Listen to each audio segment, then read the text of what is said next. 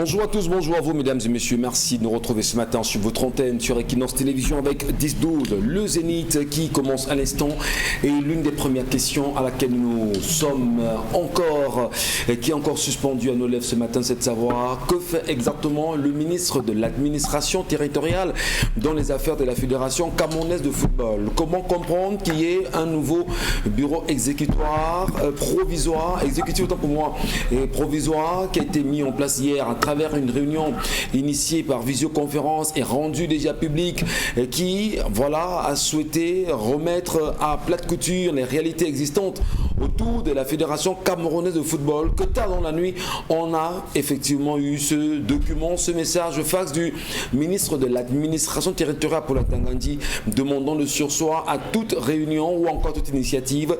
Qu'est-ce qui peut bien justifier une pareille sortie? Est-ce qu'on peut finalement comprendre qu'il y a tellement d'enjeux dans le football aujourd'hui au point où même des grands pontes du régime seraient assez impliqués aujourd'hui? Madame, Monsieur, la question est effectivement sous nos lèvres. Que fait Atangandi dans le sport aujourd'hui? Et question, grève depuis ce matin des ouvriers sur le site de construction du barrage de Nachtigal. Que revendiquent-ils exactement?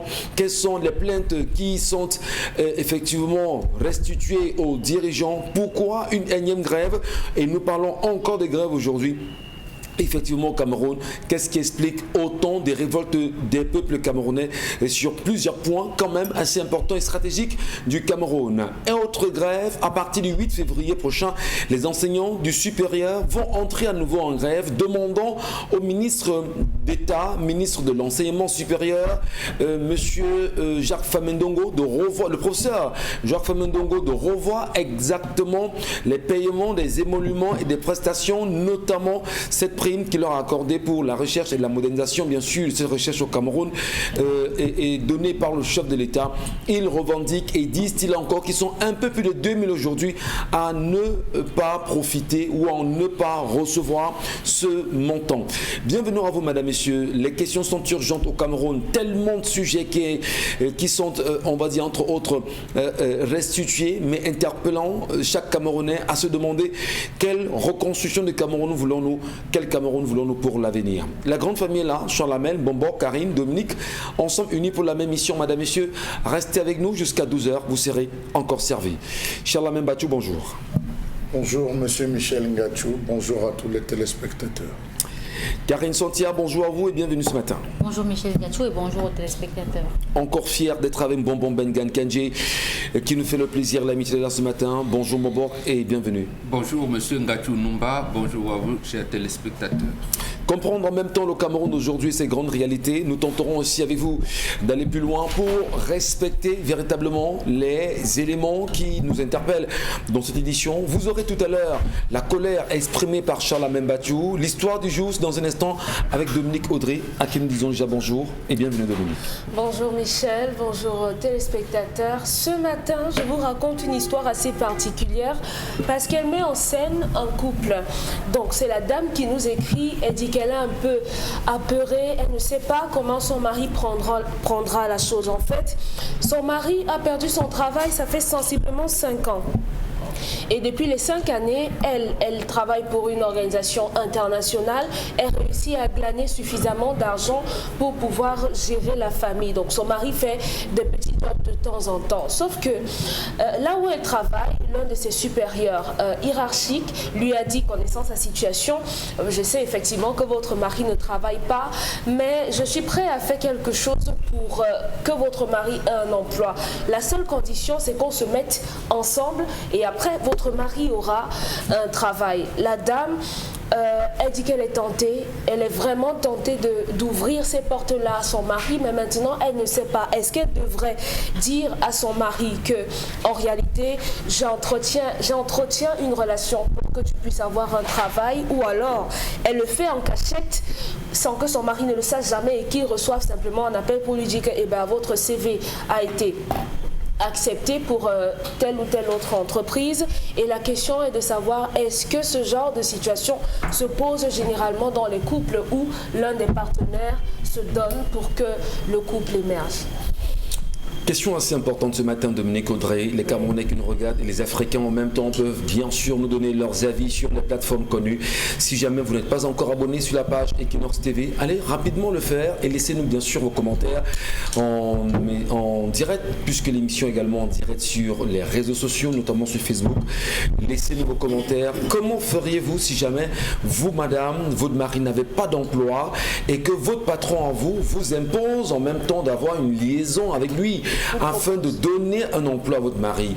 Comment vivre? Bon, il vous propose, Comment vivrez-vous justement la proposition de votre patron? L'accepterez-vous ou pas?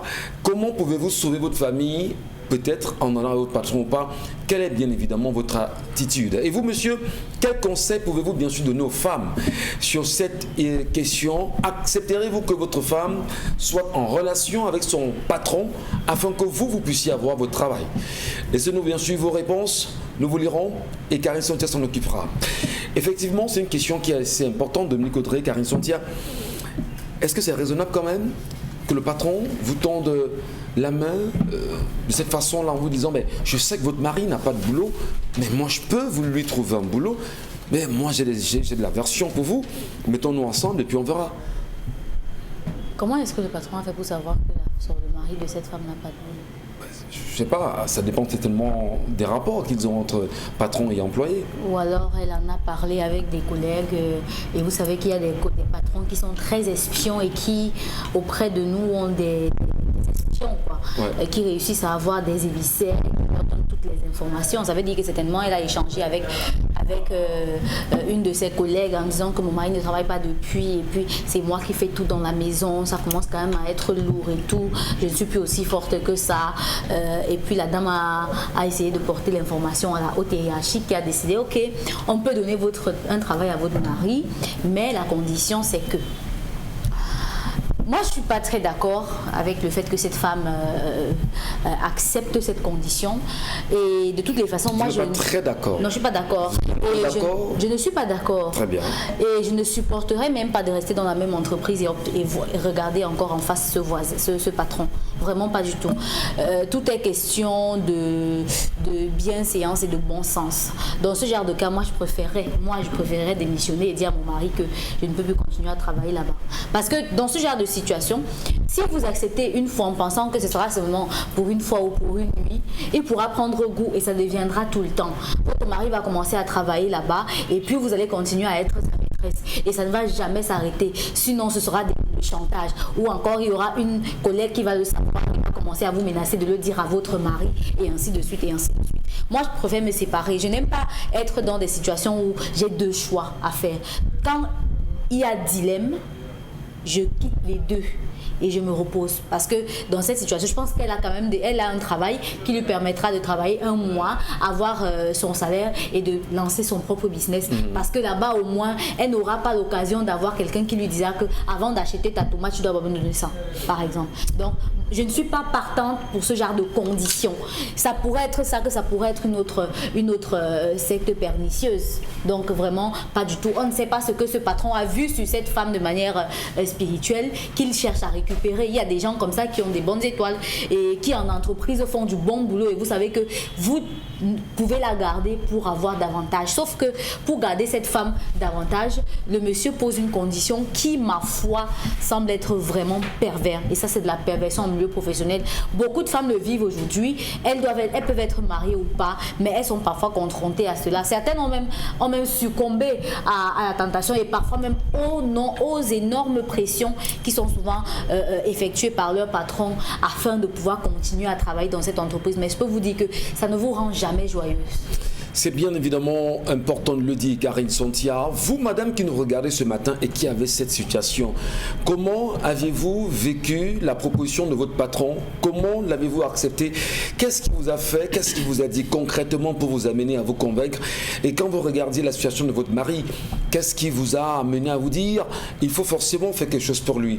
Est-ce que c'était la solution, on va dire, idoine que vous avez sous la main? N'avez-vous pas d'autres propositions, d'autres choix que de valider cela? En tout cas, ça nous interpelle, Dominique Audrey. On va quand même le dire qu'il y a des femmes, nos sœurs, nos mamans, qui acceptent en réalité de rentrer dans ce jeu pour parfois donner ce qu'on peut qualifier entre guillemets d'aisance à sa famille. Est-ce que c'est loyal, c'est raisonnable, c'est acceptable? C'est compréhensible. C'est compréhensible? Oui, souvenez-vous, on a eu une discussion avec Charles Hamel, Père Bombok, une fois. Et c'est ce jour-là, à leur dire que j'ai découvert que, en fait, ça se faisait. Et que normalement, c'est possible que ça arrive. Donc, après cette discussion, j'ai essayé de comprendre ce qui peut amener... Sur ce plateau? Non, pas sur le plateau, en dehors. D'accord, hors antenne. Donc, j'ai essayé de comprendre ce qui peut amener à ce genre de sacrifice. Et en essayant de discuter avec mes parents, ils m'ont dit que même des hommes arrivaient même parfois à faire ce genre de sacrifice pour leur famille. Vous verrez un homme qui donne de lui à d'autres... Je veux dire qui se donne peut-être à d'autres femmes pour pouvoir ramener ou bien mettre sa famille à l'aise à la maison, même si c'est au sacrifice de beaucoup de choses. Donc, avoir un homme qui est à la maison, qui déprime parce qu'il n'a pas d'emploi pendant une longue période, ça doit être difficile à supporter pour cette femme, au point où aujourd'hui, elle sait ce qu'elle a envie de faire. Elle sait ce qu'elle veut faire. Elle a simplement besoin d'une sorte d'onction qui lui dira Madame, faites-le. Mais la seule chose que moi je peux lui dire, c'est d'en discuter avec son mari. Parce qu'au final, l'idéal ou bien la perfection, on ne peut l'atteindre dans un couple que lorsqu'on est deux, lorsqu'on y va à deux. Si elle a le soutien de son mari, si elle a la compréhension, l'apport, l'accompagnement de son mari, les choses peuvent être faciles. Si votre mari n'est pas pour, au moins il comprendra qu'il a une femme qui est prête à se mettre au bûcher pour lui, parce que c'est comme ça qu'on devrait voir ça. Une femme qui est prête à donner de sa dignité pour que son mari soit bien, ça c'est une chose. Bon, maintenant, je ne sais pas si ça va se passer dans l'entreprise. Ce serait problématique d'avoir votre femme qui a une relation avec un collègue, avec son patron, et que vous travaillez dans la même entreprise. Là, c'est problématique. Mais peut-être s'il vous ouvre des portes, il vous permet de déposer un dossier dans telle ou telle autre entreprise. Mais qu'est-ce qui, à votre avis, peut animer le patron, bien sûr, à avoir de pareilles propositions? Est-ce que c'est un pervers? Est-ce que c'est justement quelqu'un qui a des élans, on va dire, sectaires?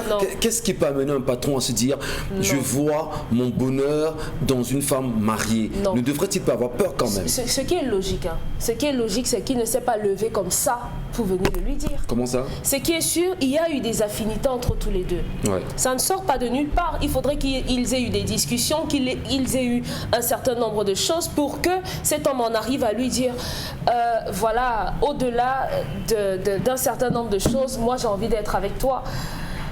C'est tout. Ce n'est pas qu'il s'est levé spontanément comme ça de son bureau et qu'il lui a dit, parce qu'il faudrait quand même que ce soit une personne avec qui on ait dépassé une certaine étape pour avoir à proposer ce genre de choses. Donc il n'y a pas je ne sais pas comment on dit ça en français. Il n'y a pas de... Dites-le en votre langue. Non, vous avez dit pernicieux. Je ne sais pas comment le nom qui découle de ça. Il n'y a pas de sorcellerie là-dedans. Ouais. En tout cas, moi, je ne vois pas de sorcellerie. C'est un homme qui veut simplement une femme et qui est prêt à mettre le prix. Il estime qu'il pourrait acheter cette femme en lui donnant ce dont elle manque, le bonheur de son mari. Échangeons bien sûr avec des Camerounais également. Il y a un qui nous racontant une histoire tout à fait particulière également, qu'il aurait souhaité que l'on pose cela sur ce plateau, me fait savoir que lui aussi, il prend de l'argent qu'il donne à son épouse pour aller faire un travail, et celui à qui la femme va remettre l'argent lui dit: mais madame, qu'est-ce que vous faites avec un monsieur comme celui-là, une si belle femme comme vous, voilà, on pourra vous donner mieux que ça. Mais je sais pas. C'est vrai que l'œil peut trahir l'être humain, mais comment cette femme peut aujourd'hui tout faire pour ne pas perdre à la fois son emploi, mériter le respect de son patron, mais surtout garder son foyer dans la paix? Elle peut mériter le respect de son employé en partant, en démissionnant. Tout simplement. Si ça avait été... C'est par épée l'emploi. Oui, si ça avait été simplement un patron qui avait eu dire que la dame avait des problèmes comme ça, elle aurait pu lui claquer le nez à la porte en lui disant: mais pour qui est-ce que vous vous prenez pour entrer dans ma vie privée? S'il n'en savait rien, s'ils n'étaient pas proches. Mais puisqu'ils sont proches, elle est tentée aujourd'hui parce qu'elle se dit: peut-être c'est là la solution à nos problèmes. Oui, je rapporte, mais si mon mari rapporte un peu plus, on pourra atteindre nos objectifs. Mais Karine Sontia, vous semblez tout à l'heure dire que l'homme peut aussi quand même se battre, non? Même si vous n'avez pas un emploi. Il n'a pas besoin de travailler dans cette entreprise, il n'a même pas besoin. Non, peut-être même lui-même, l'être humain. Il n'y a pas de boulot, vous n'avez pas d'emploi, on sait comment ça se passe au Cameroun, mais est-ce qu'on va forcément avoir un emploi parce que sa femme lui aurait dit écoute chérie, je t'ai de trouver un emploi, c'est vrai, sans pour autant se questionner sur quels sont les mécanismes que tu as mis en place pour avoir Non, cet il y a emploi. des femmes qui trouvent des emplois à leur mari. Oui. Il y a des femmes. Moi, je connais une vendeuse. Sans pour autant passer par ces voies-là. Non. Je connais une vendeuse, des femmes qui vendent les repas déjà cuits devant les entreprises, qui a réussi à trouver un emploi à son mari dans cette entreprise-là. Oui. Donc, il y a des femmes comme ça, elles n'ont pas besoin de faire tout ça. Le problème dans cette histoire, c'est qu'il y a une condition. Et cette condition que le patron pose est sujet à plusieurs interrogations.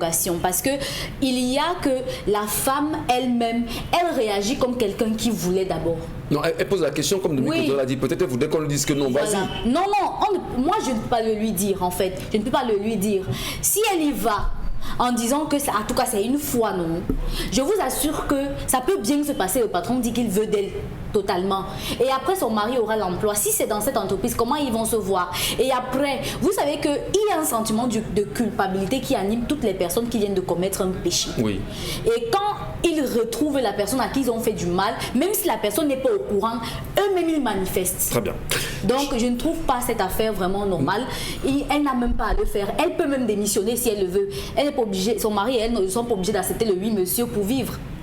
Monsieur Mbathiou Charlamel, c'est une question aussi importante. On le sait, on sait combien il y a des sacrifices qui se font dans des familles. Vous nous disiez ici sur ce plateau que si Dieu vous donnait la capacité de lever les toitures sur les maisons, vous allez préférer justement ce que vous vivez en réalité. Alors si on tentait bien sûr de lever cette toiture, cette famille aujourd'hui, ou certaines familles, on peut quand même se dire qu'il y a pire que cela. Vous ne croyez pas? Puis comment? C'est la femme qui est une sorcière, monsieur Michel Ngachou. Comment ça? C'est elle la sorcière. Elle pose un Comment problème, est-ce que le patron, l'entreprise est au courant de la situation de son mari? C'est elle bavarde. Elle bavarde trop. C'est ça. Les femmes, mais qui a dit à une femme qu'elle doit mettre les affaires de son foyer dehors, de sa famille dehors, monsieur Michel Ngachou? Ça reste dans le ventre de la femme.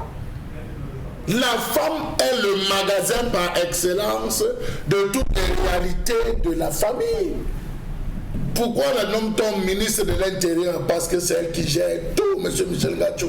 En bien comme en mal, c'est elle qui gère tout. Donc voilà une femme qui arrive au boulot. Ah, je travaille comme ça, c'est moi le père, la mère à la maison. Je vous ai dit que quand la femme ramène l'argent, elle est dangereuse, monsieur Michel Ngachou. Ça, c'est moi qui travaille. Oh, l'homme est là, il est couché à la maison. Oh, je prends même mon salaire comme ça que je vais manger quoi. Mais ça, le bon monsieur m'attend. Voilà donc la femme qui est partie se livrer à 5 francs CFA, monsieur Michel Ngachou, à son patron. Est-ce que le patron est tenu de tout connaître de votre vie, monsieur Michel Ngachou? Le patron n'est pas tenu de tout connaître de votre vie. Il doit connaître l'essentiel. Ouais. Ce qui le concerne. Ce qui concerne, dans tous les cas, pourquoi est-ce que vous n'êtes pas dans votre assiette quand vous êtes au boulot? Est-ce que c'est un problème? Oui, vous pouvez lui expliquer que ça ne va pas. Si réellement ça ne va pas, vous lui expliquez que ça ne va pas. Si ce sont des conditions, vous lui dites que ça ne va pas. Mais vous avez un échange. Point barre. D'où vient-il que vous faites discuter de mon épouse ou de mon mari? Non, ça sonne mal. Alors vous vous rendez compte que le patron sait qu'il la tient. Il sait qu'elle n'a nulle part où aller. Il sait qu'elle est le pivot de la famille. Et par conséquent, elle n'a pas d'autre joie. Il est vicieux. Je n'ai pas envie de dire qu'il est vicieux, monsieur Michel Ngachou. Je laisse le soin aux gens de l'apprécier comme il veut. Ça peut être quelqu'un... Je n'ai pas envie. Je ne joue plus ce jeu, monsieur Michel Ngachou. Mais j'estime qu'à ce niveau, vraiment, la femme a fauté exagérément. C'est comme si on rentrait. La question qu'elle pose, c'est comme si elle demandait, mais, écoute, chérie, livrons notre enfant là pour avoir une bonne position. Je suis entré dans un cercle, livrons notre enfant pour avoir une bonne position. Vous me dites quoi? J'ai bien envie d'avoir une bonne position, je vais te recruter, je vais avoir tel grade, j'aurai tel salaire, livrons, ou bien peut-être monsieur Michel Ngachou. C'est qu'on entend généralement, j'ai besoin de tes menstrues, il faut boire, je veux boire tes menstrues. Mais c'est ça ce qu'on est en train d'arriver là. C'est ça ce qu'elle est en train de faire le tour de la toile, mais c'est ça ce qu'elle est en train de nous dire. Ok, d'accord, je couche avec lui, après bon, je donne le boulot à mon mari. C'est inacceptable. Inacceptable bien sûr pour les femmes qui nous regardent ce matin. Et puis nous attendons effectivement les réactions de nos sœurs qui nous regardent ce matin. Quel que soit l'endroit où vous nous regardez, dites-nous comment vous appréciez une pareille histoire. Que dites-vous à cette femme qui est dans l'inquiétude, le doute, se pose tant de questions, l'embarras? L'embarras, c'est le bon mot? Oui, elle est embarrassée, elle ne sait pas quoi choisir. Est-ce qu'on peut soigner une femme comme celle-là, Mbombo Mbengue? Tout à fait, justement, elle est malade. Quand vous vous mettez dans l'embarras pour ce genre de situation, c'est que vous êtes malade. C'est d'ailleurs le titre d'un film, Proposition indécente. On ne transige pas avec la morale. Ce n'est pas parce que votre mari aura accepté que ce n'est pas immoral. C'est d'ailleurs une famille d'immoralité qu'elle veut construire. Or, quand elle déroule elle-même son histoire, elle dit quoi? Je gagne un peu plus d'argent, je subviens aux besoins, on s'en sort bien en famille. Mais le fait que mon mari ne travaille pas n'a que quelques jours, vraiment ça m'intrigue. Voilà comment elle pose le problème. Donc, en fait, son salaire peut subvenir aux besoins de la maison. Mais il faudrait que l'homme soit en actif. Mais de temps en temps, il a des petits jobs quand même. Qu'est-ce qu'elle recherche? Qu'est-ce qu'on recherche dans la vie, généralement? C'est l'équilibre. Bon, c'est l'équilibre, c'est le bien-être, c'est le bonheur, c'est l'harmonie. Elle est donc en train de nous dire que, voilà, le zénith, 10-12 le zénith, aidez-moi à enlever l'harmonie qu'il y a entre nous. Cherchez-moi de trouver les déséquilibres. Vous avez entendu le développement des deux filles. On dit, comment elle va voir? Et Karine a dit, elle sera coupable à vie. Elle va regarder son patron, son amant, elle va regarder son mari à la maison, elle se comporte comment au bureau. Et voilà, elle se fait une prison. Voilà. C'est-à-dire qu'elle ne moi bon. Je lui dis, oui, ma fille, il faut créer la désharmonie dans ta famille. Oui, c'est bien, non, mes chers amis. On ne transige pas avec les règles de la morale. On ne transige pas. Donc ne vous mettez pas dans l'embarras. Vous dites à votre patron, même il peut arriver qu'il y a des inspecteurs Colombo ou des Derrick qui vont jusqu'à entrer chez vous, parce que ça aussi, ça existe. Généralement, quand vous avez un poste de responsabilité aussi grand, vous entendez souvent parler de la police politique. On enquête chez vous. On veut briser les foyers. Surtout, c'est les hommes, vous avez ça, tel a divorcé. Généralement, ce n'est pas parce que le couple n'était pas... C'est peut-être parce que l'un des deux est resté, j'allais dire, droit dans ses bottes, en disant, on vient maintenant briser l'équilibre familial. Donc, cette dame, je pense qu'elle a un poste de responsabilité et on voudrait la tenir. Il faut donc briser. Il faut briser cela. Sachant qu'elle va se fermer dans son travail. Elle va se fermer, elle va donc briser et elle sera donc comme ça dans, j'allais dire, le bien-être, le bonheur qu'elle attend, elle l'aura jamais. Avec votre permission, Mbombo Mbengue, puisqu'elles sont nombreuses qui nous regardent ce matin dans des bureaux également, est-ce qu'on est conscient justement qu'il y a des femmes qui nous regardent ce matin et qui sont dans des prisons, à la fois dans leur bureau, et qui ne savent pas comment s'en défaire, Mbombo? Comment pouvez-vous les aider à sortir de ce carcan, de cette méchanceté, de ce cercle qui les confisque dans cette façon de vivre là? Vous revenez dans vos traditions. Vous revenez, ça me permet de faire une petite discrétion parce que beaucoup de gens nous écoutent. Regardez comment sont construites les capitales occidentales. Les routes, les grandes routes vont de l'est à l'ouest. Les routes qui vont vers le nord, il faut voir les configurations. Généralement, c'est des losanges. Vous voyez deux cercles qui encore, c'est les losanges. Et c'est pour eux, en réalité, une manière d'absorber l'énergie des citoyens. Donc, vous voyez quelqu'un, il mange là, il ne sait pas ci, il ne sait pas ça. Les villes de l'Occident sont construites de cette manière-là. Donc, rentrez dans vos ressources, dans vos ressorts culturels, vous allez y trouver des ressorts nécessaires pour pouvoir dire à ce genre de patron, monsieur, merci beaucoup, mais voilà, moi je continue avec vous. Si vous insistez, vous restez avec votre emploi. C'est très dangereux, Charles Hamel, d'avoir des femmes également qui acceptent parfois des propositions aussi indécentes et qui, parfois, ça va très loin parce que après, on vous dira, vous appartenez à une famille, à une fratrie. et finalement vous n'avez plus de liberté. Lorsqu'on parcourt l'histoire de ces 10 dernières années, on s'est rendu compte, M. Michel Ngachou, que beaucoup de femmes élèvent dans leur domicile les enfants de leur patron. Rappelez-vous de ce dernier cas, c'était au Nigeria, oui, où ce monsieur s'était donné la mort lorsqu'il s'est rendu compte que les 2 enfants qu'il croyait être les siens n'étaient pas les siens, mais ceux de son patron et ceux que la femme était allée ramener de son patron. Donc, il faut dire qu'à un moment donné, quand on dit ici, il faut que l'homme soit suffisamment éveillé en termes d'observation, en rentrant dans l'application des principes bantous. Je vous assure que la femme n'a pas 5 secondes pour pouvoir. Et puis aussi, vous avez des hommes qui sont rentrés et ont installé M. Michel Ngachou dans leur foyer un système de démocratie où, on va dire, le soir, la femme n'a pas besoin de faire l'amour, il dort. Le matin, donc, la lassitude qui s'installe. M. Michel, c'est ça que vous dotez. Utilisez ça à bon escient. À bon escient, parce que non, vous avez... pas comme ça, Chalamel. À consommer sans modération. Donc, vous avez... Oui, c'est vrai, parce que... Voilà, consommer sans modération. Voilà. Vous voyez, ça, c'est un facteur qui se retrouve parfois à pousser certaines femmes à ce plaisir, puisqu'elles passent le clair, 90% de sa journée le passe en entreprise. M. Michel Ngachou a côtoyé son patron, a discuté, a entré dans le bureau, a été convoqué.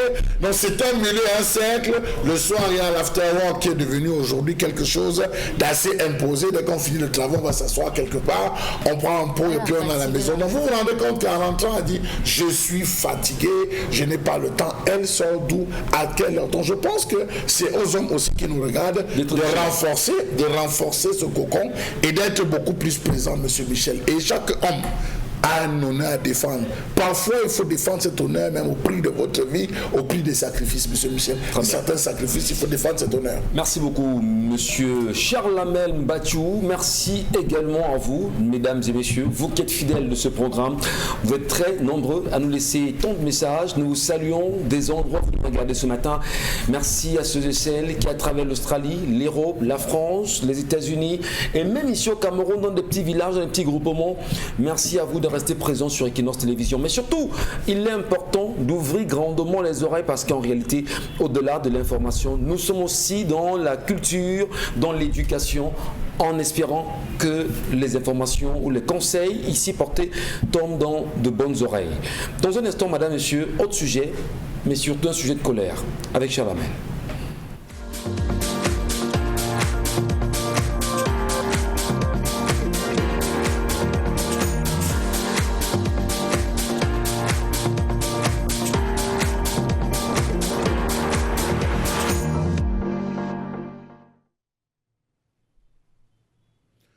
Je m'interroge ce jour sur la question de l'arnaque perpétrée par certaines autorités administratives dans l'organisation des festivités officielles au Cameroun.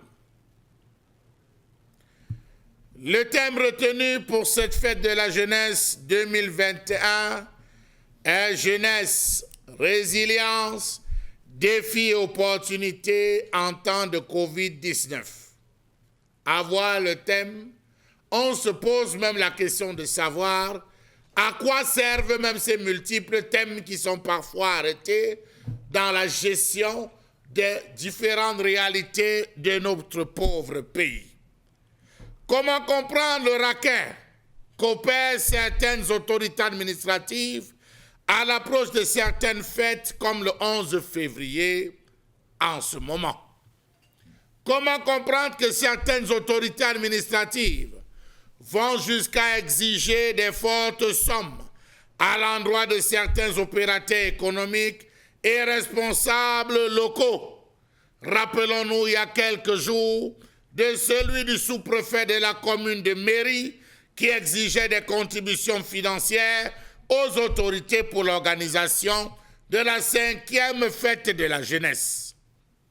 Devrait-on conclure que les budgets envoyés par Yaoundé sont insuffisants? Auquel cas, pourquoi ne pas formuler des requêtes à l'endroit de la hiérarchie de Yaoundé, histoire de dire « l'argent que vous nous donnez est insuffisant ». Augmenter le taux parce qu'on ne parvient pas à s'en sortir. Rappelons-nous que dans les exigences formulées par le sous-préfet de mairie, il était prévu que le maire devrait contribuer à hauteur de 500 000 francs CFA, 100 000 francs pour les députés, 50 000 francs pour les conseillers régionaux, 20 000 francs pour les élites intérieures et extérieures, 10 000 francs par chef de deuxième degré, par délégué et chef de service, 5 000 francs par chef de troisième degré. Le message était on ne peut plus clair. Pour la réalisation de cette 55e édition de la fête de la jeunesse, vous devez cotiser. Et il en est de même dans beaucoup de communes, dans des zones reculées comme dans des zones urbaines, où il est exigé que les autorités apportent, les élites intérieures et extérieures apportent qui des caisses de vin, les planteurs qui des régimes de bananes ou de plantains pour organiser la fête. Sous quel compte cela rentre-t-il? Point d'interrogation. Dans le cadre, c'était écrit ce message, dans le cadre du lancement officiel de la 55e édition de la fête de la jeunesse à mairie et célébration de la dite fête, bien vouloir prendre personnellement part à la réunion irrélative que présidera M. le sous-préfet le mercredi 27 janvier 2021 à 10h. Bien vouloir se munir de sa contribution pour charge organisationnelle ou de faire un dépôt via le numéro indiqué. Il faut dire que de ce côté, on a aussi évolué. Pourtant, on sait d'ores et déjà que la retraite au flambeau, les kermesses seront interdites par les organisateurs pour éviter les brassages de foule parce que nous sommes en période de Covid. Comment récupérer donc l'argent alors que le thème lui-même porte sur la préservation et la prévention du Covid-19? Les traditionnelles parades, le jour de la fête du 11 février, seront par ailleurs annulées, ce qui aura pour conséquence de réduire le budget alloué à l'organisation de cette fête dans les différentes localités du pays.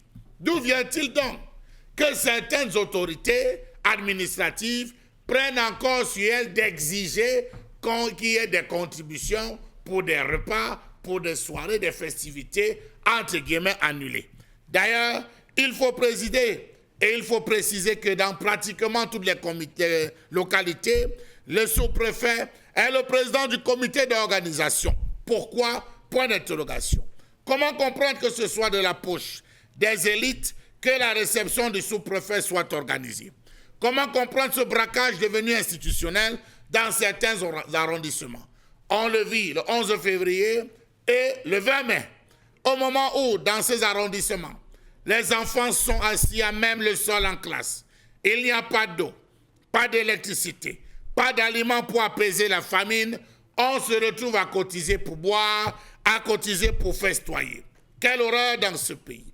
Pourquoi ne pas cotiser pour nos frères qui meurent de famine, qui sont dans le désespoir? Qu'a-t-on fait pour mériter de tels dirigeants? Rappelons-nous, il faut le dire, que c'est une affaire qui continue de se faire pérenniser, de continuer d'évoluer dans les différentes régions, alors que les populations attendent eau et électricité. Finalement, on célèbre pour qui? Pour soi, au plus pour les autorités administratives. La question est évidente d'être posée ce matin, mesdames et messieurs, dans la colère exprimée par Charles Mbachou à l'instant sur votre antenne. Est-ce que vous, Camerounais qui nous regardez ce matin, à l'appel permanent de Bonbon Bengan Kandji sur ce plateau, lutte unie sur tous les fronts, comprenez-vous en réalité que vous n'avez aucune information sur la gestion de ces festivités au Cameroun? Et Charles Hamel a peut-être, on va dire, mis le bistouri sur la question même de la fête de la jeunesse, pour ne pas parler des fêtes de l'unité au Cameroun. Avez-vous idée du budget mis en place par l'État du Cameroun pour l'organisation de ces fêtes réellement? Comment est-ce que ces budgets sont répartis par et dans les autorités, dans les territoires, si vous voulez, sur le territoire camerounais et par les autorités administratives en réalité? Est-ce qu'on peut filtrer quand même aujourd'hui le budget serein qui est voté annuellement pour l'organisation de ces fêtes? Qui sont ceux en réalité qui sont assis sur ces budgets? Quelles sont les importances de ces budgets? Pourquoi de telles sommes aussi faramineuses pour organiser les fêtes de la jeunesse alors qu'il y a de vrais problèmes qui interpellent les Camerounais aujourd'hui? On est loin d'une question qui semble ne pas inquiéter les Camerounais. On parle de fête de la jeunesse, Karine Santia. Pour prendre cet exemple-là, on sait en réalité qu'il y aura des mobilisations, il y aura des mouvements, il y aura des défilés, mais c'est le budget, alors que le Cameroun a d'autres problèmes plus urgents et plus importants.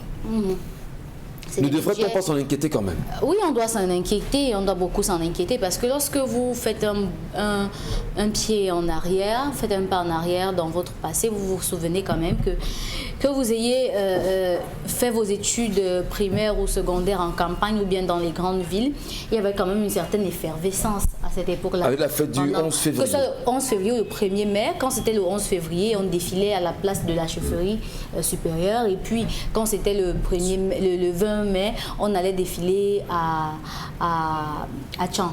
Donc, pour ceux qui sont dans... Voilà. Ceux qui étaient dans les campagnes, effectivement. Oui, défilaient dans les... Et vous prenez l'exemple de Tchan? Oui, là où j'ai fait les études primaires. Oui. Donc, c'est pour expliquer qu'il y avait une certaine effervescence et on sentait quand même qu'il y avait un certain intérêt pour les jeunes à y participer. Parce que quand même, ça créait du mouvement, ça créait de l'ambiance, ça créait de l'action. Sauf que depuis lors, il y a eu une certaine perversion dans ces activités. D'abord, ça a commencé par ces scissions, ces divisions qui faisaient qu'on commence à défiler dans les arrondissements. Après les arrondissements, maintenant, c'est le 20 mai qu'on défile à la place du défilé principal. Et puis, il y a quelques jours, le 25 janvier, le sous-préfet de Mairie, dans la région de l'extrême nord, département du Diamaré, a exigé aux élites de sa localité et à certains élus et même chefs traditionnels de contribuer des modiques sommes pour l'organisation du défilé du 11 février. Pour les maires, le maire c'était 500 000 francs, le député c'était 100 000 francs, les conseillers régionaux c'était 50 000 francs, les élus, les élites intérieures et extérieures c'était 20 000 francs, les chefs de deuxième degré et chefs de service c'était 10 000 francs, les chefs de troisième degré 5 000 francs. Et pourtant, le thème de cette fête de la jeunesse cette année, c'est jeunesse, résilience, défis et opportunités en temps de Covid-19. Quelle est la résilience qu'il a observée lorsqu'il a fait ça? Là est toute la question, justement. Parce que quand on parle de résilience, ça veut dire qu'on attache les ceintures. On sait qu'il n'y a pas. Donc on gère avec ce qu'on a. Mais lui, il dit que comme il n'y a pas donné maintenant... Est-ce que c'est parce qu'il n'y a pas, est-ce parce qu'il y a résilience que le gouvernement... peut-être, je dis bien peut-être, ne donnera pas cet argent et tout de suite il commence à trouver des voies et moyens pour pouvoir organiser cette fête-là? Déjà, ce qui se passe d'abord là, c'est que c'est une arnaque. Que ce soit venu du gouvernement, que ce soit venu du maire, du sous-préfet lui-même, c'est une arnaque. Une autorité administrative n'est pas une banque. Il n'est pas une coopérative non plus. Il n'est pas une microfinance. Encore moins la direction générale des impôts. Il n'est pas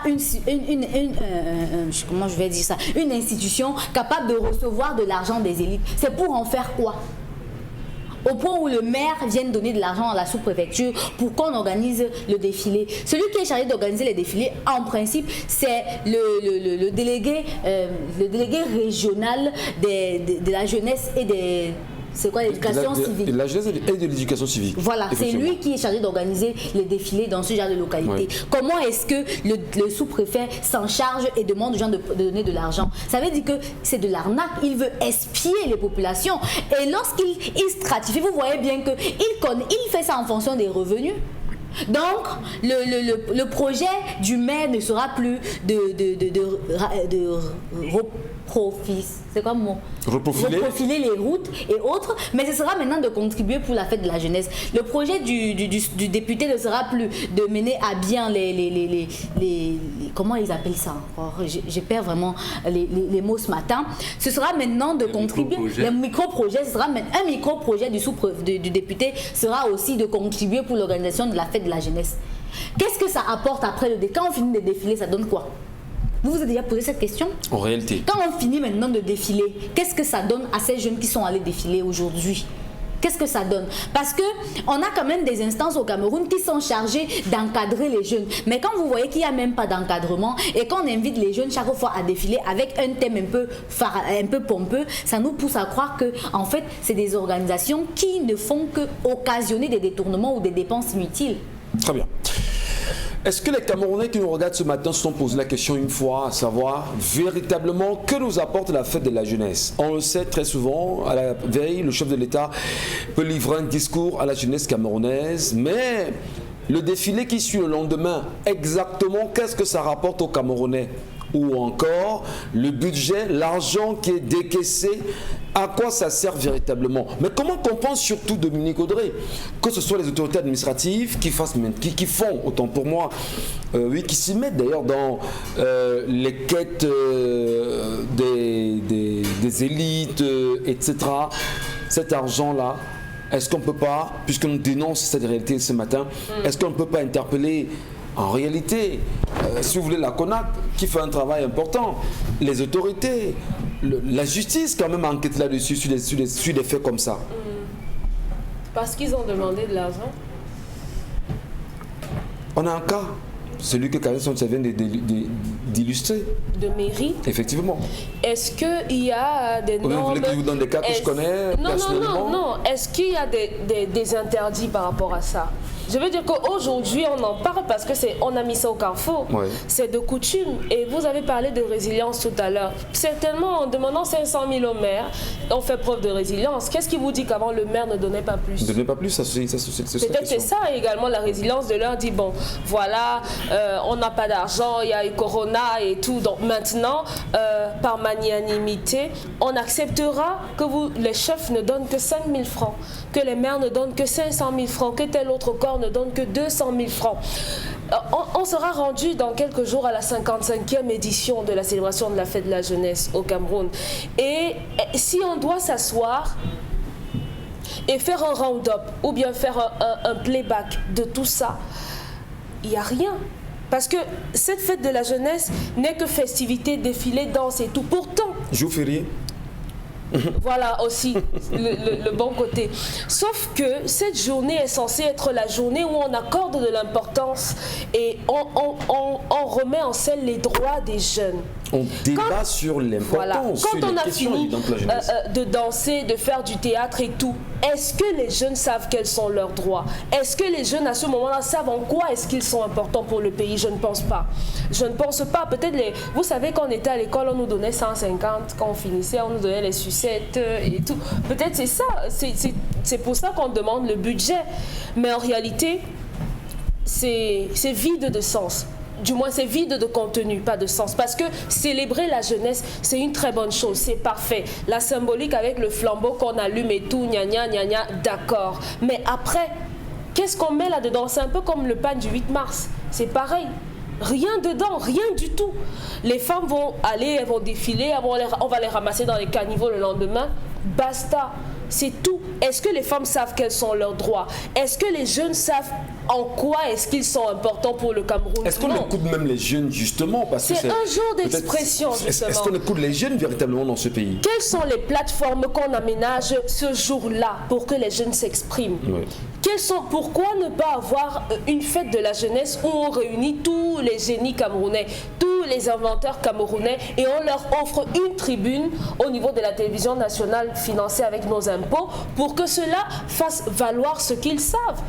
Pourquoi on n'organise pas des programmes pour que des jeunes, des ateliers, il y a plein de choses qui peuvent être organisées au-delà des danses en réalité, tout le folklore. On vous dira qu'il y a des organisations qui sont faites tout. On vous dira qu'il y a des sessions, des ateliers, des activités qui sont menées par les ministères, par les délégations départementales ou vous même dans les arrondissements.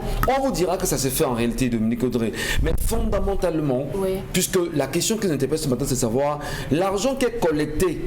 Quand on collecte l'argent et on reverse l'argent à un sous-préfet ou à un préfet, oui, c'est quoi l'objectif en réalité? Parce que le ministère de la jeunesse, comme Karine l'a dit, est censé chapeauter l'organisation nationale, oui, de cette fête de la jeunesse en réalité.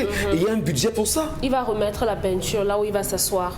Il va mettre la mousse sur les chaises. Il va faire le marquage le marquage du sol. C'est qui ça? Ça vous va? C'est qui ça? La personne à qui on va donner l'argent, non. Vous voulez qu'on vous dise quoi? Il va peut-être s'acheter une nouvelle voiture ou bien il va offrir une jolie robe à sa femme qui va l'accompagner ce jour-là. Et aussi, il y aura des soirées. Et cet argent, qu'est-ce qui vous dit qu'il le consomme seul? Voilà. Cet argent-là, il doit certainement... Donc c'est un circuit, ça peut être un circuit... Bien sûr, une chaîne, toute une chaîne où chaque maillon... Voilà. Puisqu'on en parle, Bomo Bengan Kandji, il y a eu quand même 2 éléments qui se dégagent. À quoi sert véritablement cette fête de la jeunesse, ou cette fête de la jeunesse organisée bientôt 55 ans au Cameroun aujourd'hui? Peut-on dire qu'on a tiré l'essentiel de ces fêtes?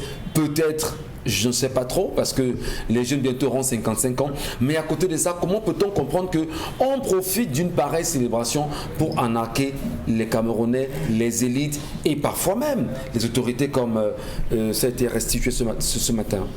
C'est vrai, et Charles Hamel est resté sur ce qui lui semble être l'arnaque. Et je dis, si c'est de l'arnaque institutionnalisée. Depuis la première édition en 67, parce qu'on l'a institué en 66, la 5e édition, on a estimé que ce sont les chefs de terre, donc les autorités administratives qui doivent le faire, et même le président de la République, lui, à l'époque, il avait 2 réceptions.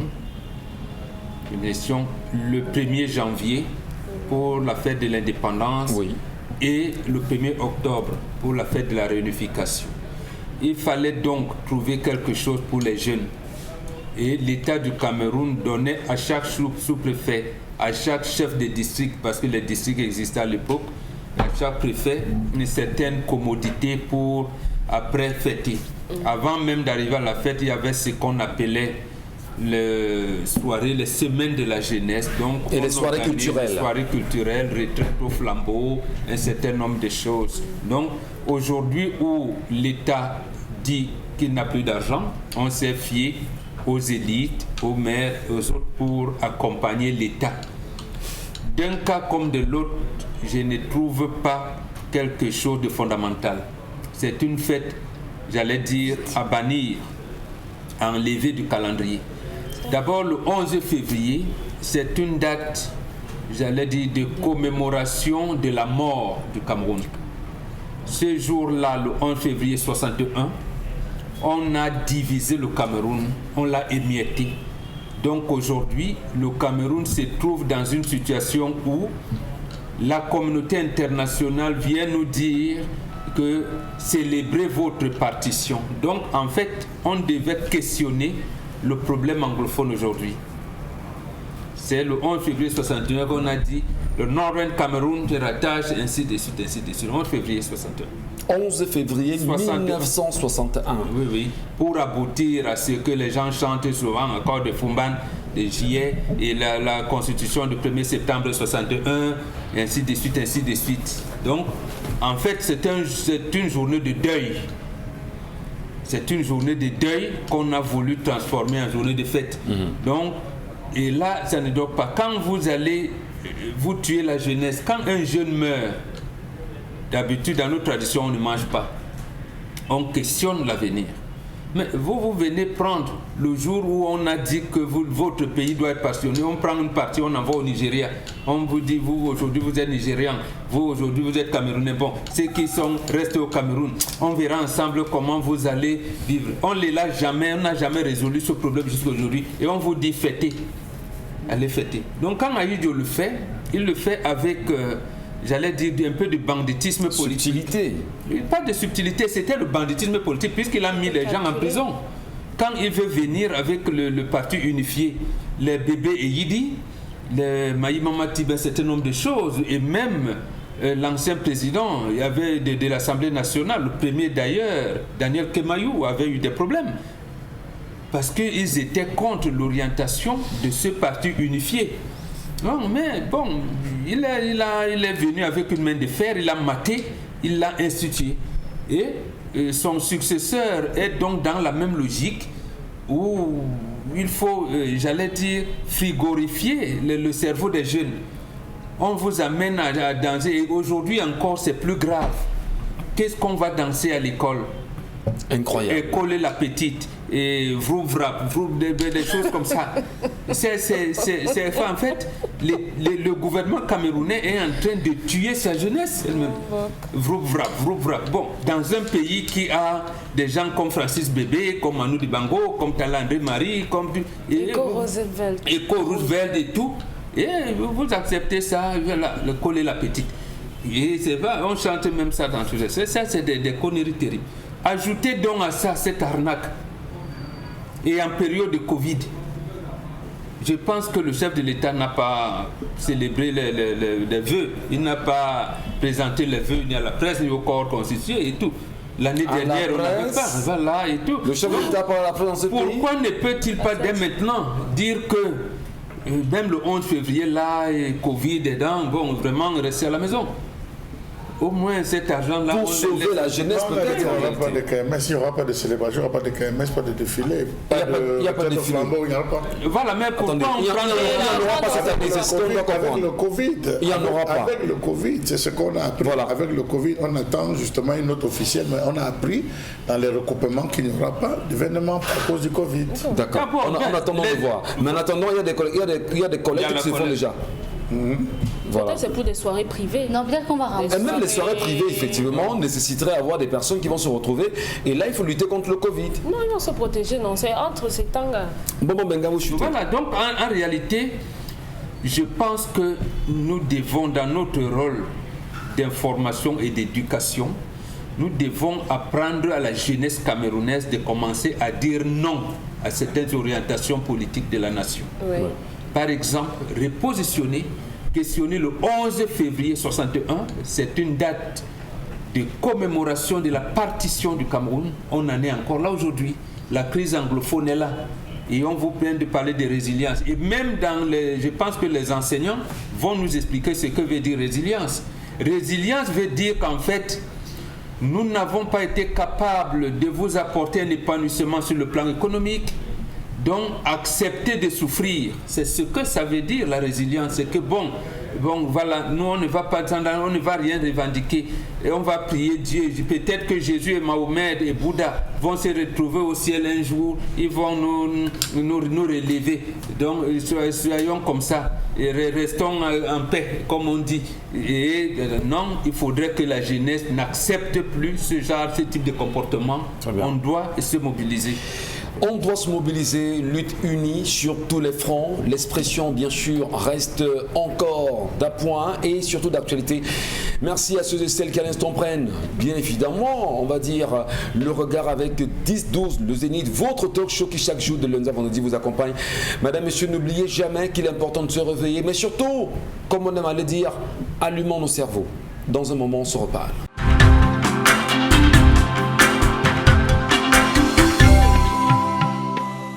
Bon retour mesdames et messieurs, merci de nous retrouver encore sur cette antenne. Merci de prendre le bon cap avec Equinox Télévision et surtout 10-12 Zénith qui vous accompagnent chaque jour. Comment vous sentez-vous aujourd'hui au Cameroun à l'approche de la finale du championnat d'Afrique des Nations? Quand on sait que ce soir effectivement il y a une rencontre, mais alors une grande rencontre entre le Cameroun et le Maroc.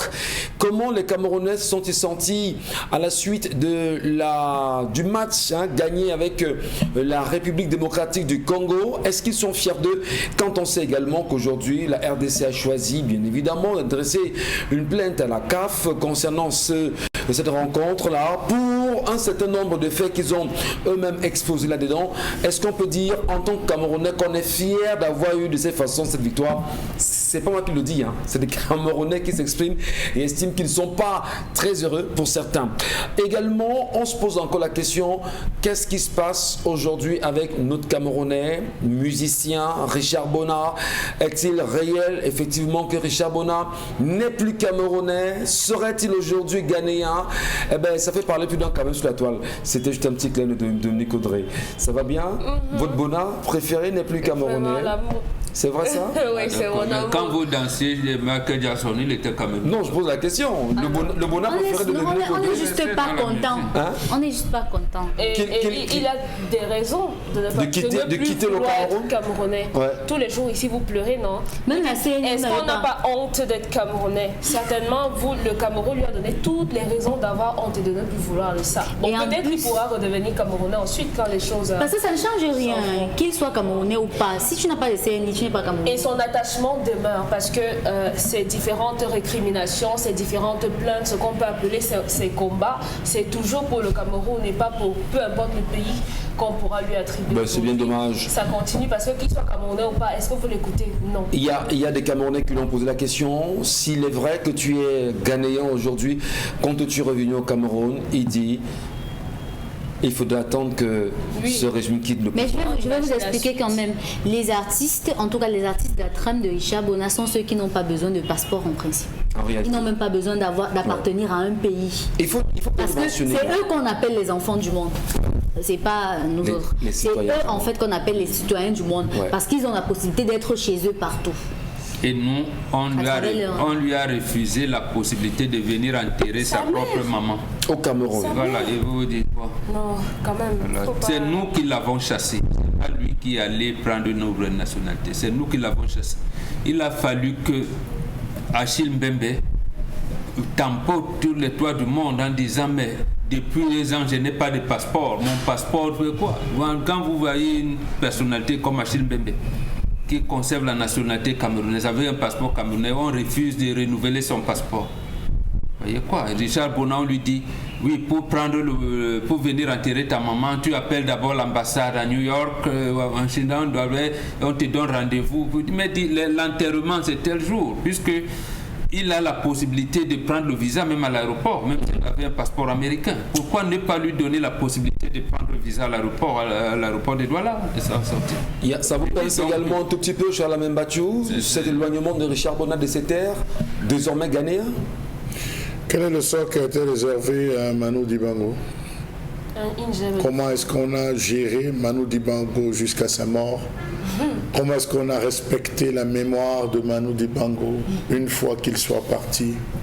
À partir de là, je peux vous assigner, je peux vous citer encore le nom de plusieurs artistes, tant sur le plan de la peinture, M. Michel Ngachou, des arts plastiques, qu'on va dire, vous avez des artistes aujourd'hui, à l'instar de Francis Soumenier, qui réalisent les plus belles sculptures dans le monde entier, qui se vendent à des millions d'euros. Quelle est la reconnaissance qu'ils ont au Cameroun? Donc, vous avez vu peut-être le secteur de la musique que vous voyez en avant, mais il y a d'autres qui travaillent dans l'ombre. On a des écrivaines, on a des écrivains qui font parler le Cameroun à l'échelle internationale.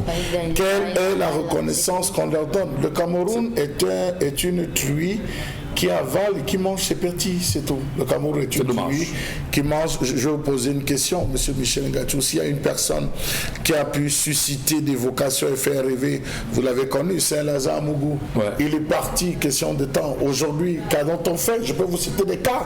Ils sont tous les domaines. On a eu des personnes, on a eu Zokambassa, M. Michel Ngachou. Animateur qui est parti. Bon, je peux vous prendre des cas comme ça pour vous dire que le Cameroun bouffe ses enfants, c'est tout. Merci beaucoup, Chalamel. Ça ne me surprend pas. C'était qu'un clin d'œil en même temps. Tant qu'ils continuent de nous faire les directs, ça va. Mais parlons justement de direct en les cœurs, parce que là, ils sont très nombreux. On nous le fait savoir à l'instant justement qu'il y a beaucoup de signalements sur le direct. Alors on n'a pas de perdièmes, donc vous payez des perdièmes, on vous signale. C'est l'argent des gens. C'est quand même énervant. C'est quand même énervant. Prenez le cas, vous voyez, c'est vous qui nous disiez si que parce qu'un joueur a réclamé des primes, on le suspend. Des joueurs jouent depuis des années, des millions entrent, mais ce n'est pas les joueurs qui mangent. C'est les encadres, c'est les responsables du ministère qui bouffent tous ceux qui sont tout aux alentours, qui bouffent cet argent. Vous avez vu les débats sur Equinox avec les différents acteurs du sport. Vous avez suivi ce qui avait été dit, c'est nauséabond, c'est nauséeux. Mais comment vous pouvez être là en train de bosser, quelqu'un d'autre s'engraisse sur votre dos à la fin de votre vie, M. Michel Ngachou, vous êtes incapable d'avoir un toit, incapable de vous soigner, incapable de vous prendre en charge. C'est bien dommage, Chalamel. C'est bien dommage, mais il faut trouver des solutions à ça quand même, parce que ce que vous dites semble être balayé d'un revers de la main, parce que beaucoup comme nous ne comprennent pas que dans tout ce que nous faisons, même la photo que vous postez sur Facebook, vous allez capturer une photo que vous avez posée sur Facebook, c'est votre objet d'art et on est censé vous reverser des droits pour cette photo-là. Et c'est important justement de le dire. Allez, mais la question qui nous interpelle, c'est Dominique Audrey qui dirait les ennuis. Alors, je voudrais justement que ça l'amène nous sanctionne, bien sûr. Ce sujet est porté sur la table ce jour en termes de colère. Bien évidemment, la question de la narque perpétrée par les autorités administratives dans l'organisation des festivités officielles au Cameroun aujourd'hui. Est-ce qu'on peut avoir une issue par laquelle mettre fin à la saignée? Alors, pour mettre fin à la saignée, il faut déjà savoir, quand vous allez dans la zone de la Ménois, dans certains arrondissements communs, vous avez une célébration comme celle-ci où des indiscrétions font part de 15-20 millions cotisés par des opérateurs économiques pour la célébration de cette fête. Quand vous allez dans des zones comme l'Indé, vous allez dans les zones où on vous dit là, les gars se sont battus. Non, c'est de manière spontanée. Vous avez des opérateurs, c'est pas le sous-préfet. Forcément, le sous-préfet va appeler pour dire que mais DG, vraiment, je ne sais même pas comment on va faire la fête. Le DG envoie 2 millions, l'autre va envoyer 1 million. On vous dit le quota, c'est 14, 15, 16, 17 millions. Pourquoi, M. Michel Ngachou? Allez voir dans ces différentes communes. À une époque, on organisait généralement en fin d'année des événements où l'argent était réclamé aux différents élites pour l'excellence scolaire. L'excellence scolaire. Ça regroupait tous les élites qui voulaient voir les enfants sourire, accompagner ces enfants. Après, c'est devenu une affaire individuelle où j'aime mon argent, j'organise mon excellence. Non, j'organise mon excellence. Si tu veux organiser, tu organises pour toi. J'ai mon argent, je fais avec comme je veux. Alors c'est le premier point. Le deuxième point, M. Michel, vous avez défilé. Vous avez eu l'occasion de défiler. À un moment, quand vous défilez, est-ce que c'était le sous-préfet qui demandait qu'on vous donne des pains chargés? C'était vos pauvres parents qui vous donnaient l'argent quand vous sortez du transport. On vous disait sortez normalement comme si vous allez à l'école. Vous arrivez à l'école. L'école met les bus, on vous porte, vous allez défiler, vous finissez de défiler, on vous ramène à l'école et on dit rentrez maintenant chez vous. Voilà comment beaucoup de parents et d'enfants, vous avez des enfants qui n'ont jamais affronté le soleil, la dureté du soleil, qui rentrent à la maison avec les maux de tête. D'autres, c'est à ce moment où ça déclenche les palus parce qu'en même temps sous le soleil, il a pris des glaces, il y a d'autres qu'on a oubliés sur la place du défilé. Mais imaginez, M. Michel Ngachou, sur le plan de la santé même, les agents de la Croix-Rouge qu'on voyait avec les médicaments, les ambulances médicalisées. Mais attendez, les sous-préfets donc, qui ont la charge d'organiser ces différents événements, je peux vous rassurer. Un sous-préfet allait jusqu'à dire dans une correspondance ces derniers jours que faites comme vous faites avec vos chefs. Donc quand vous arrivez là pour passer la fête ici là, chacun je dois avoir du vin dans ma cave pour recevoir des personnes. Parce que la cérémonie, la célébration de la fête de la jeunesse, beaucoup de gens vont venir. Est-ce que c'est les maîtres qui boivent avec le sous-préfet? Est-ce que c'est les enseignants des lycées qui boivent avec le sous-préfet? Est-ce que c'est les médecins? Non, je parle des médecins qui boivent avec le sous-préfet. Finalement, on organise donc cet argent, alors que Yaoundé envoie de l'argent pour la célébration de cet événement. Vous voyez donc les sous-préfets qui disent, sous le fallacieux prétexte de l'article 2, que l'intéressé va jouir de tous les avantages. Voilà donc un avantage qu'il leur confère. Il va attendre le 11 février de cette année. Ça va lui donner ce que ça va lui donner. Il va pratiquement rien dépenser. Il attendra pour l'année d'après. Donc j'estime quand même à un moment donné, M. Michel Ngachou, que c'est fait. Quand vous allez en France, il y a la fête de la jeunesse en France. Du tout. Vous avez la fête de la jeunesse au Brésil, mais c'est des absurdités qu'on continue à développer au Cameroun, en Afrique. C'est des absurdités. Ça nous sert à quoi? Même la thématique qu'on a arrêtée. Posez la question à n'importe quel jeune. Résilience par ce temps de Covid. Posez la question aux jeunes. Dès qu'il y a un petit truc, toutes les thématiques depuis 2020 pour Covid, toutes les thématiques, 8 mars, Covid, le Covid a accompagné toutes les thématiques jusqu'à la fin de 2020. C'était Covid. Cette année encore, vous allez encore aller avec le principe de Covid. À la fin, ça nous sert à quoi? Sinon qu'à rien. Je pense qu'il faudrait justement, comme l'a dit Mombo tout à l'heure, je m'inscris dans son école, à travers cela, qu'on arrête définitivement avec cette célébration parce que ça fait couler, ça fait dépenser beaucoup d'argent et à la fin, on ne voit pas à quoi sert cet argent. Merci beaucoup, cher Lamel. Tout de suite, Karine Santia, les messages de nos téléspectateurs, il faut bien sûr les lire. Ils sont très nombreux à avoir réagi à l'histoire du jour, y compris à la colère exprimée par Charles Lamel Bachou. Les messages, on va prendre les messages concernant d'abord l'histoire du jour, parce que ce sont les plus nombreux. Alors, encouragez nos sœurs aujourd'hui et demain, venez nous dire que la femme doit être digne. Ah, magnifique. Jamais, j'ai pas besoin de travailler. S'il te plaît, garde mon bien. Même le travail, là, madame, tu vas que laisser. Jean Bosco et Bidon Tap. Un autre message. Aka, toi aussi, parler du chômage de son mari dans le but de lui ouvrir des portes n'a rien de criminel, mais c'est l'acte qu'elle veut justifier qui est un problème. Cette femme est partisane du vivre remourir jeune. Franchement, il n'y a pas de choix à faire. Si elle est tentée, c'est qu'elle aussi aimait le boss. Sinon, elle aurait déjà démissionné. Leslie Tekwa, Astrid Fonguing. Cette femme est allée parler de ses problèmes de couple à son patron en pleurant. Ouais. Et il a sauté sur l'occasion qu'il attendait depuis. Elle a trouvé ce qu'elle cherchait. Aimé Tchakoute, si c'est moi, je monte un coup avec mon mari. On filme la scène en caméra cachée. Puis mon époux et moi, nous lui faisons marcher à notre façon. Aimé Tchakoute.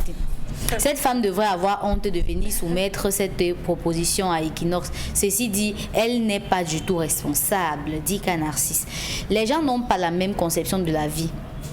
Je ne peux jamais accepter que ma femme se livre à une telle pratique pour que je trouve le travail. Je préfère encore m'occuper autrement. Peggy Laurence Défaut. Cette femme n'a pas besoin, non. Chaque année, c'est la même chose avec les revendications des professeurs. Ça, c'est par rapport à l'introduction de M. Bachou. Concernant l'histoire du jour, il n'est jamais bon. De M. Ngachou, c'est par rapport à Michel Ngachou. Concernant l'histoire du jour, il n'est jamais bon de se retrouver dans ce genre de situation.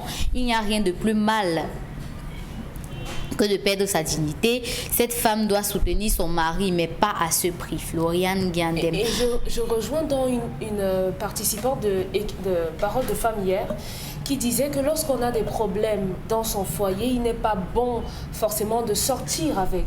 Il y a des choses que votre entourage n'a pas besoin de connaître, que ce soit avec votre copain ou bien votre mari. Ça ne vous concerne que vous. Et généralement, les personnes qui vous donnent des conseils ne les donnent que par rapport à leurs expériences à elles, qui ne sont pas forcément les vôtres.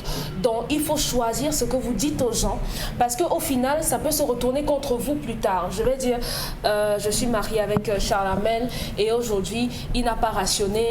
Et après, je vais aller dire à mon ami, demain, lorsque j'aurai un problème, dis donc, va là-bas, ton gars là qui n'est même pas capable de te rationner. Pourtant, lorsque je venais vers toi, c'est parce que j'avais besoin de conseils, j'avais besoin de soutien, d'apport à ce moment-là, pas que ce soit... Donc que les femmes apprennent à garder les secrets des couples. La mettre en veilleuse, parce que le secret n'est secret que lorsque vous ne le dites à personne. Et on considère que être avec un homme, être avec son mari, on forme une personne. Donc lorsque ça sort, ce n'est plus un secret, ça peut devenir... vous pouvez vous exposer à ce que tout le monde le sache. C'est donc ça le but de la formation, l'éducation au mariage. Vous êtes parents, ce n'est pas vos parrainages de l'église. Ça commence dans la cérémonie de la dot quand vous donnez le processus. Pourquoi la mère génitrice de l'enfant, de la fille, ne l'accompagne pas quand on accompagne la fille le dernier jour?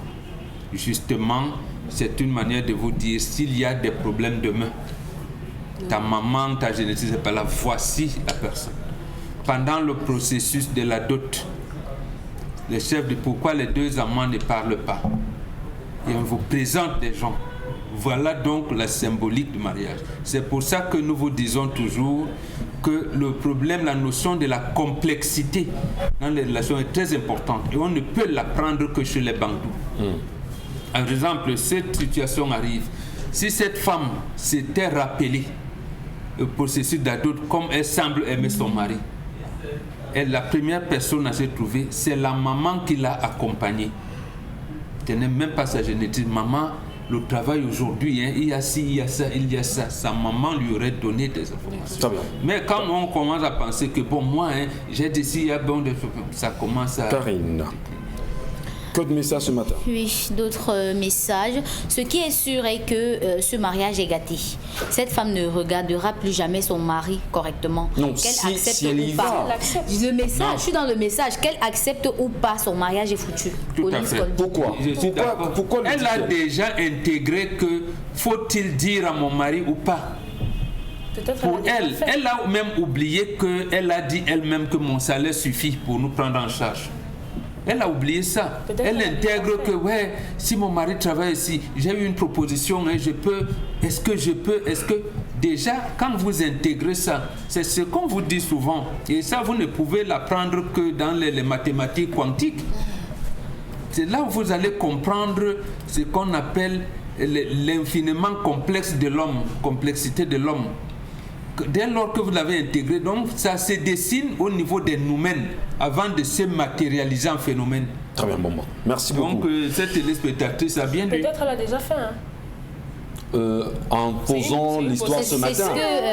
Il y a une téléspectatrice qui dit ça. Sorel Blanche dit que cette femme a déjà des rapports avec son patron depuis. Une femme fidèle ne devrait même pas poser ce genre de problème. Très bien.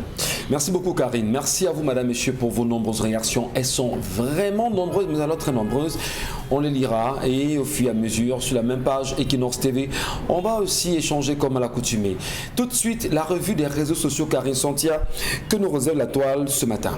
On a appris ce matin le décès de Dona Norbert, ce footballeur, ancien footballeur camerounais qui avait été reconnu sur Regard Social lorsqu'il était venu demander de l'aide par rapport à ses soins de santé, des suites de maladies, abandonné à lui-même le sol devant le sol devant un magasin au quartier New Bell à Douala. C'est là-bas que sa dépouille a été retrouvée. Et c'est un footballeur qui a marqué les années 60 à 70, notamment les couleurs de l'Union sportive de Douala et de l'équipe nationale du Cameroun en 1972. Alors, ce que les internautes retiennent notamment de lui, c'est lors de son passage après son passage à Regard Social où le footballeur Samuel Eto'o-Fils avait dit ou encore avait suggéré, c'est ça mon bon Bengan, avait pris sur lui, voilà, merci, avait pris sur lui de l'accompagner dans ses soins. Sauf qu'aujourd'hui, il est mort, abandonné à lui-même. Dit-on qu'il est mort dans de très mauvaises conditions, Charles Amembatou. Vous avez surpris ce décès très tôt ce matin? C'est de ça que j'ai commencé à vous parler tout à l'heure en disant que vous travaillez toute votre vie. C'est les autres qui mangent. Et à la fin, vous finissez comme ça, comme on a Norbert, M. Michel Ngatou. C'est assez lamentable, c'est assez douloureux. Je lis des commentaires des personnes qui invectivent Samuel Eto'o. Je peux me permettre de leur dire que Samuel Eto'o n'est pas l'État du Cameroun. Samuel Eto'o n'est pas le gouvernement du Cameroun. Je suis désolé. Il n'est pas le ministère des Sports. Je suis désolé. Il n'est pas le ministère des Sports. Il n'est pas le ministre, je ne sais pas moi, le président de l'Africa Foot. Il ne travaille pas. Du bois du moment. Il a pris sur lui dans sa générosité d'apporter un plus. Point. On s'arrête là. En plus, vous mauvais les autres. Ceux qui gueulent là maintenant sur l'étoile pouvaient le faire. Ils pouvaient lancer 100 francs, 200 francs, 300 francs. Vraiment, je suis assez désolé de voir de lire ce que les gens font. Cela démontre, M. Michel Ngatou, que vous pouvez travailler 10 ans. On va dire certainement qu'en travaillant, vous pouvez épargner, vous pouvez faire ci. Mais l'État doit mettre des mécanismes pour permettre aux footballeurs, 5 ans, vous pouvez finir avec une infinité même 10 000 de pouvoir francs manger. chaque mois. Tous ceux qui ont été à Sydney, qui sont allés jouer à Sydney, M. Michel Ngatou, qui ont rapporté de l'argent, qui sont rentrés avec des coupes, cet argent leur a servi à quoi? Cet argent est récupéré par l'État. Après, on voit dans quelle mesure on va vous payer. Ils n'ont pas eu accès à cet argent. Regardez à quel moment les anciennes gloires sont venus récupérer leur propre maison qu'on avait promis depuis. Allez voir, est-ce qu'ils peuvent se le trouver? Il y a autant, M. Michel Ngatou, je vous ai dit, ce pays bouffe véritablement ses enfants. Quand ils vont ailleurs, ils sont contents de visiter la maison de Martin Luther King. Ils sont contents de visiter la maison de différentes légendes aux États-Unis qui ont défendu la cause des Noirs. Mais ici au Cameroun, ils sont incapables de pouvoir dépenser la chambre dans laquelle a résidé M. Michel Ngatou et Boislotin, là où c'est là, dans la rue de Pava d'Eido. Mais faites un tour là où il a eu tout son génie, là où il a eu toute sa substantifique. Moi, en termes de production, on n'a pas pu aménager. Regardez la maison de Oumniobert. Donc c'est pour vous dire que si déjà même vraiment, on ne parvient pas, et vous en débattions ici, on ne parvient pas à lever. Ce n'est pas Onowona Norbert qui aura donné, on l'appelait grand maître, j'ai vu. C'est vrai que la commune, là aussi je tiens un coup de chapeau à la commune de Douala 2 qui s'est battue pour avoir un suivi, un accompagnement à un moment donné, parce qu'on l'avait inscrit dans un programme, les communes ont tous ce type de programme, on l'avait inscrit dans un programme de personnes, excusez, j'ai pas envie de dire, je ne veux pas employer cette expression, à la mémoire de ce monsieur. Non, je n'ai pas envie. Permettez-moi, je laisse le soin à quelqu'un d'autre. On ne peut pas déshonorer la mémoire. Quand même, le gars, on le prenait un peu à manger, on s'occupait. Mais aujourd'hui, monsieur Michel, il est décédé. Vous allez voir dans des banderoles qu'on va aller ficher comme comment vous appelez ça? On va le décorer. Ce commentaire, on va faire des décorations à titre posthume, on va faire. Nous avons eu un autre qui était décédé à Dedo, un ancien qui avait accompagné les Lions indoptables, monsieur Michel Gachou. Il est décédé, il avait le goitre, un cancer au niveau de la gorge. Son nom m'échappe, ça me reviendra. Il a fait des lettres, il allait rencontrer les ministres, il dit que j'ai besoin que vous m'aidez. Ne me donnez même pas l'argent, faites juste comme mon père, et puis je continue avec la chimie, c'est tout ce que je vous demande. Si je peux tenir là. C'est que Léonard, merci Mbonbok. C'est que Léonard, il est mort dans quelles conditions? On peut vous en citer comme ça des joueurs aujourd'hui abandonnés à eux-mêmes, donc ça ne vaut vraiment pas la peine. C'est malheureux. C'est une honte quand même. Je dis à tous, vivez pour vous-même. Le Cameroun doit avoir honte ou le Cameroun n'a-t-il plus honte, Mbonbok? Le Cameroun, non, les dirigeants du Cameroun n'ont plus honte. Ils ont pris une option qui est en déconnexion totale avec les bonnes orientations d'une république. Dans un État, on dit souvent « Ô digne fils, la patrie reconnaissante ». Or, dans notre pays, ce n'est pas le cas. On peut reprocher des choses à Idio, moi je suis le premier, mais vous vous rappelez 1968, lorsque Bessala remporte la médaille de bronze olympique, il est entré dans l'avion pour accueillir Joseph Bessala et descendu avec lui. Où se trouve Joseph Bessala est mort comme ça dans la rue, il ramassait les bières dans les casiers à Yaoundé, on se moquait. Où se trouve le palais de l'unité, comment vous appelez ça? Son palais olympique là. Non, là où on faisait le sport là, à côté de palais de l'unité. Le palais de l'unité. Voilà. Non. Le camp de l'unité. Où il y a la bourse. Est-ce qu'on l'a réaménagé? Pas du tout. Norbert qui vient de partir, si la FECAFOOT avait voulu intégrer les orientations de l'association des footballeurs du Cameroun, qui est devenue syndicat des footballeurs du Cameroun, on n'en serait pas là. Ces orientations, c'était lesquelles? Ils ont mis en place une commission à l'intérieur, et même un département, voilà, avec les réformes, ils ont transformé ça en département de la réinsertion des footballeurs. J'ai personnellement assisté à une séance de travail avec la Caisse nationale de prévoyance sociale à l'époque, dans une autre vie, où les footballeurs camerounais, avec les orientations de l'État du Cameroun, même comme quand Ambassala a revendiqué ça, on lui a dit que ce n'était pas ça, la réforme du gouvernement et la réorganisation du gouvernement en 1984, lorsqu'on crée le ministère du Travail et de la Sécurité sociale, il était question de passer de la prévoyance à la sécurité sociale. Parce qu'il était question justement que comment les footballeurs ou alors les sportifs au Cameroun pouvaient bénéficier d'une pension retraite. Voilà. Qu'est-ce qu'on fait avec les anciennes gloires? Ce n'est pas Salamène Bachou parce qu'il veut faire un truc au village. Il appelle Roger Mila ou Ndjita. Bon gars, rassemble-moi l'anniversaire de ma femme. On amène les anciens gloires. Non. Le SINAFOC avait un programme bien établi. Et on n'a jamais validé cela par les instances du football. Donc, on en a, il ne serait pas Norbert, il ne serait pas mort. Et l'autre chose, c'est cette affaire de tribalisme. Vous voyez, à l'époque où le jeu était chaud, comment un gars vient jouer dans l'Union de Douala? On l'a fait de voter. Or, étant dans l'Union, contre Canon, il a accueilli les joueurs de Canon. Les Akwa Django, vous ne les avez pas connus. Mais au terrain, c'était un spectacle. Nous, on a vu les matchs en nocturne. Vous, c'est maintenant que vous venez les voir. Il fallait voir Norbert ici du côté de l'Union de Douala. Et de l'autre côté, les Akwa Jean-Paul que vous connaissez. Mais après le match, c'est des amis. Et même après, quand Norbert a un problème, c'est un Ngom Pépélé qui venait résoudre le problème avec l'Engassa Happy à propos de Kwame Samuel d'ailleurs. Kwame Samuel, beaucoup. Kwame Samuel, il a des problèmes avec. Mais c'est un Kungu Edima qui est à Canon ou un Ngom Pépélé qui est à Racine. Mumbos Paul Moran qui est à Dynamo qui vient de résoudre le problème. Donc, vous voyez, quand j'entends parler de vivre ensemble aujourd'hui, ça me fait mal. Ça me fait mal. Et les dirigeants de ce pays, comme disait Père Hibga, ils ont embrassé le diable.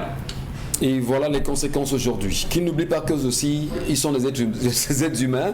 Et lorsqu'ils vont mourir, qu'ils s'attendent également certainement à avoir les mêmes appréciations. Karine Santia, rapidement, je vous en prie. Autre sujet. Oui, on parle de l'incendie de ce débit de boisson. C'est particulièrement un snack barrière à Bonamoussadi au niveau de Sable qui a pris feu hier en soirée. Et les flammes ont pris même les maisons environnantes, voisines qui étaient en construction. Voilà. Maintenant, pour l'instant, on ne connaît pas encore vraiment l'origine des flammes. Mais dire que ça fait le tour des réseaux sociaux. Oui, ça fait le tour des réseaux sociaux. Maintenant, on s'intéresse à ces fouilles au quartier Bepanda depuis l'explosion de cette bombe artisanale. C'est le troisième sujet? Oui, depuis l'explosion de cette bombe artisanale au quartier Bepanda à double balle. C'est dans le 5e arrondissement de Douala où cette bombe avait explosé, qui a ôté la vie à un de ses manipulateurs. Depuis lors, les militaires ont pris d'assaut ce quartier et font des fouilles dans toute la zone. Il est important que tous ceux qui sortent de chez eux aient leur carte nationale d'identité, que ce soit en sortant ou en rentrant. Donc il faut bien se méfier, vous qui êtes à Bepanda aujourd'hui.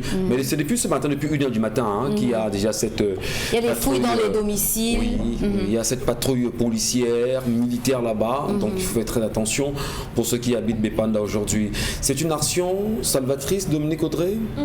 C'était la suite logique après l'explosion. Donc on ne peut que encourager cela, de peur que l'explosion ne se fasse à un endroit, un marché, une école, et que ça ne tue plus de monde. Donc il est question rapidement de savoir si jamais les individus qui sont en train de manipuler ces choses-là ont un réseau assez étendu à plusieurs endroits, avec plusieurs personnes. Ça va? Oui. Ça va bien? D'accord. Alors, Charles Hamel, comment vous appréciez effectivement cette action menée par... C'est une des recommandations que nous avons fait hier, qu'il fallait étendre jusqu'à Bonabo, descendre jusqu'à Bonabo pour essayer de contrôler, se rassurer qu'effectivement, il n'y avait plus cette gangrène. Mais M. Michel Ngachou, il y a quand même une question qui mériterait d'être posée ce jour, celle de savoir, vous voyez la vitesse avec laquelle les différents débits de boissons se créent. Vous avez aujourd'hui il y a un nouveau concept qui vient de naître, le concept des parrains. C'est-à-dire en une soirée, c'est celui qui dépense le plus qui devient le parrain de la boîte. C'est-à-dire le parrain du snack qui devient le parrain de la boîte. Alors j'ai appris qu'il y a un garçon qui a dépensé 1 million en termes de consommation, buvait que le vin. Vous allez voir, son père n'est rien. Vous allez fouiller, il n'a même pas un cousin dans sa famille. Comment est-ce qu'il fait pour pouvoir le faire? Je crois que c'est par là. Il faudrait qu'on commence à traquer dans les snack bars ces gars qui viennent descendre. Est-ce qu'ils ne sont pas? On accuse pas. Les enfants qui sont dans les quartiers, qui ne parlent à personne. Qui ne parlent à personne, qui mènent des vies. Je crois que c'est par là qu'il faut travailler. Et il n'y a que les chefs de bloc, chefs de quartier qui doivent veiller à ça. Vous avez des gens qui, par exemple, ce garçon, on dit qu'il arrivait là-bas, M. Michel Ngachou, tous les soirs avec 2-3 filles. Il passait la nuit, il est libéral le matin. Le matin, il pouvait aller au bar, il donne des bières aux gens. Le soir, il rentre chez lui. Il donne à boire toute la journée, les gars boivent. Mais c'est par là qu'il faut commencer à interroger, poser des questions à l'orthodoxie, qui commence à mener des enquêtes, qui commence à fouiller. Et je crois que partant sur cette base, on aura moins d'individus qui vont menacer les quartiers, la tranquillité des habitants dans les quartiers. Alors, vous l'appréciez comment, Bombon Bengan? Vous dites également qu'il faudrait quand même qu'il y ait de la sécurité autour de ces quartiers, que l'on puisse... Peut-être le mot n'est pas bon. Enfin, que l'on trouve le moyen d'extirper les mauvaises graines. Qu'on laisse les citoyens s'engager sereinement dans la vie politique et la sûreté, la sécurité de l'État sera assurée. Ça veut dire aujourd'hui on empêche aux citoyens de faire la politique et qu'on mette aux chefs de quartier les bureaux de vote dans les chefferies de nos quartiers. Ça donne une certaine image que le chef est avec le président de la République. Donc c'est ça qu'il faut pour amener donc à ce qu'on appelle dans les politiques de défense l'universalité de la défense. Il faut impliquer tout le monde, tous les citoyens dans la défense nationale. Et là, le terme rapprocher l'administration des administrés aura un sens. Et vous pouviez dénoncer ce qui se passe chez le voisin et vice-versa. Et là, l'État va prendre des mesures justement pour sécuriser tout le monde. Merci Mbombo Mbengan, Karine Santia. Tout à l'heure, nous vous retrouverons Dominique Audrey également pour suivre l'émission. Vous, madame, messieurs, on va déjà saluer. Nous, bientôt, on va revenir avec vous. Voilà. Mais on va poursuivre. Karine, vous avez d'autres sujets pour nous ce matin? Oui, le dernier sujet concerne le ministre Paul Atangandji qui a interdit hier la tenue de l'Assemblée générale extraordinaire de la FECAFOOT, mais qui avait déjà eu lieu en visioconférence. Voilà. Paul Atangandji est arrivé en retard. Oui. Et puis, mais il y avait déjà cette assemblée générale provisoire de la FECAFOOT. Oui. Je pense que d'abord, il faut dire que ceux qui ont organisé cette assemblée générale ont raison sur le plan de l'éthique et sur le plan du droit. On veut leur faire le Hope Eye. Donc l'État du Cameroun, la CAF et la FIFA veulent les noyer, veulent les tordre le cou. Maintenant, c'est pour ça qu'on réveille le MINAT la nuit en lui demandant d'interdire une réunion qui a eu lieu. Mais le MINAT a été un peu subtil en disant, en demandant à ces démembrements aux autorités administratives de ne pas accompagner, donc d'interdire toutes ces réunions-là. En fait, c'est comme ça que moi il dit bien le MINAT, il dit honneur, vous demandez, vouloir bien interdire sur tout l'étendue vos unités administratives respectives tenues sous quelque forme que ce soit. Réunion projetée par personne sans qualité relative, assemblée extraordinaire FECAFOOT. Convocation dite réunion est contraire à la sentence TAS du 15 janvier 2021, notamment point 236, urgence particulièrement signalée. Et fin, stop, signé bien sûr. Voilà, parce qu'en principe, l'orientation dans l'organisation du football voudrait qu'on commence par les départements. On vient au niveau de la ligue départementale, la ligue régionale, avant d'arriver à la fédérale. Donc, comme ils ont donné le ton, il demande au préfet ou au gouverneur d'interdire tout ce qui aura trait à l'accompagnement de ce que les membres de l'Assemblée générale de la FECAFOOT de 2012 ont tenu. Or, ils ont raison. De toutes les manières, l'équipe actuelle le sait. Même s'il faut faire les textes, il faudra une assemblée générale pour venir valider ces textes-là. Mais pourquoi ne pas commencer par la même assemblée générale pour leur dire, bon, voilà, venez, essayez de voir, mettre en place un certain nombre de choses.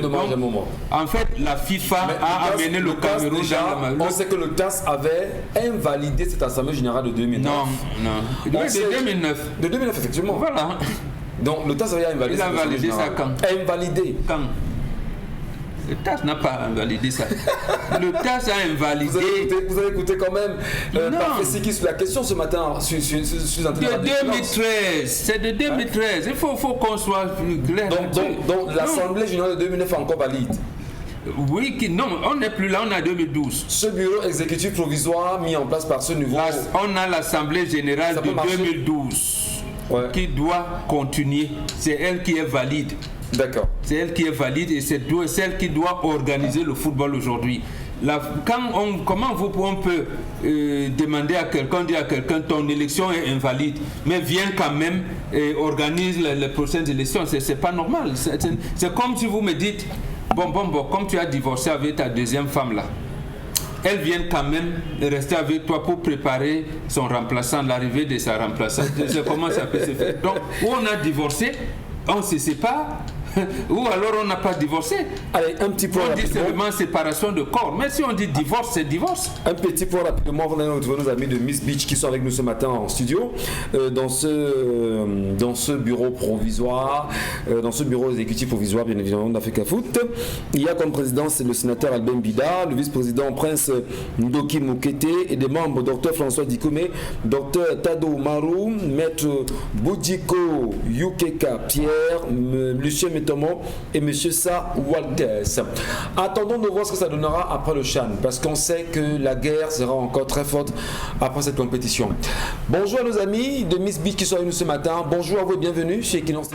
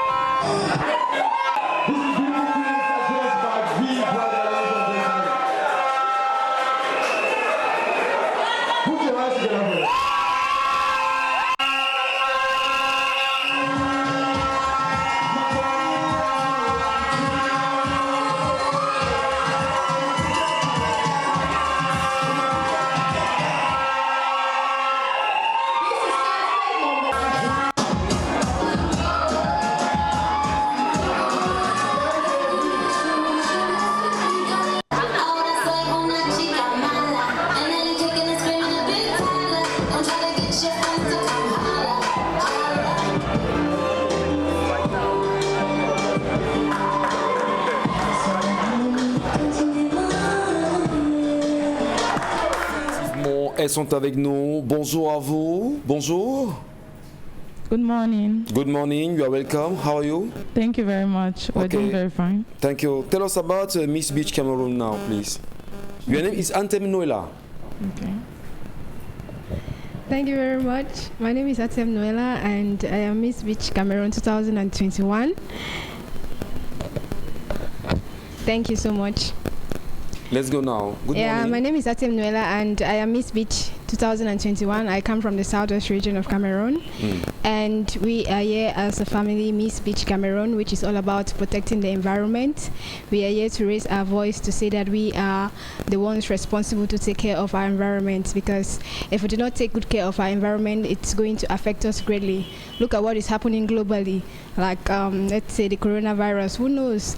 Maybe it's the effect of what we have been doing in the past years that is affecting us right now. So we need to take care of our environment, and that's what we are all about. Okay, thank you very much, Atem Noela. Now, I want to know with you, it's Maggie. Maggie's there? Yes. Good morning, Maggie. Bonjour à tous. Good morning. You are welcome. Yes, thank you. Can you tell us something about the sponsor, please? Ok, nous avons plusieurs sponsors qui ont décidé de nous accompagner dans ce très beau projet. Nous avons Air Palace, nous avons Beauty Pro, R&B qui ont décidé d'accompagner notre projet. Ainsi, nous remercions aussi Seme Beach Hotel, le sponsor majeur, parce que c'est là où nous avons logé et c'est là où a lieu la compétition. Alors, what is your project as Miss Beach Queens? Thank you for the question. Mon projet pour cette année, pour ce mandat, c'est de nettoyer les alentours des piscines, des mers, des cours d'eau en général, des bouteilles plastiques et de toutes sortes de saletés pour préserver l'équilibre de notre environnement. Alors, vous allez travailler dans l'environnement cette fois-ci? Oui, parce que le thème, il faut noter que le thème de cette année, c'est Miss Beach, autant pour moi, pour l'environnement. Alors, on n'a pas eu le thème, bien sûr, de Atem Noela. Atem Noela, quel est le thème retenu pour vous cette année? C'est Miss Beach for the Environment. Miss Beach for the Environment. Yes. Ok. Allez, on va poursuivre bien sûr les échanges. Nous sommes également avec Raïssa. Elle est là, Raïssa? Assalamu alaikum. Salam alaikum, Raïssa. What's your name? My All name your is name is Manden what? Raisa Priska. I am 22 years old and I'm proudly coming from Garwa. I was the only representing of Sahel at Miss Beach Cameroon, and that was a great honor to be at the most cleanest city in Cameroon called Limbe. Thank you. You're welcome. Pouvez-vous bien sûr brièvement présenter le concours Miss Beach à nos téléspectateurs ce matin qui veulent en savoir plus, Raïssa? Le concours Miss Beach Cameroun, qui le 31 janvier dernier était à sa 10e édition, est organisé par la très belle Miss Southwest, Miss Adama Ruth, qui est juste là à mes côtés, et sponsorisé par M. Yananoko, le PCO de l'hôtel Seme Beach, qui est un très grand honneur. Et cette année, ça a été miser beaucoup plus sur la protection de l'environnement, parce qu'il faudrait que nous prenions soin de notre environnement qui en ce moment n'est vraiment pas mis en avant comme il se doit.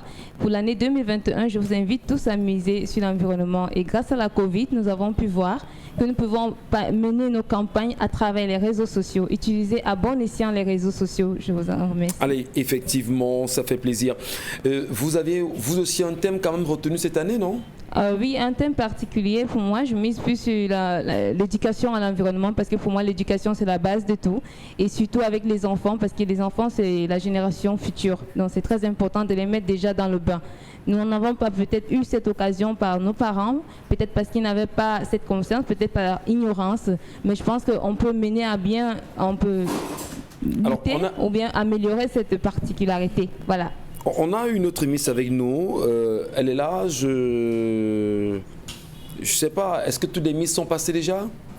Il manque une Miss quand même. Elle s'appelle comment? Elle s'appelle Adama Ruth. Elle s'appelle comment? Bonjour.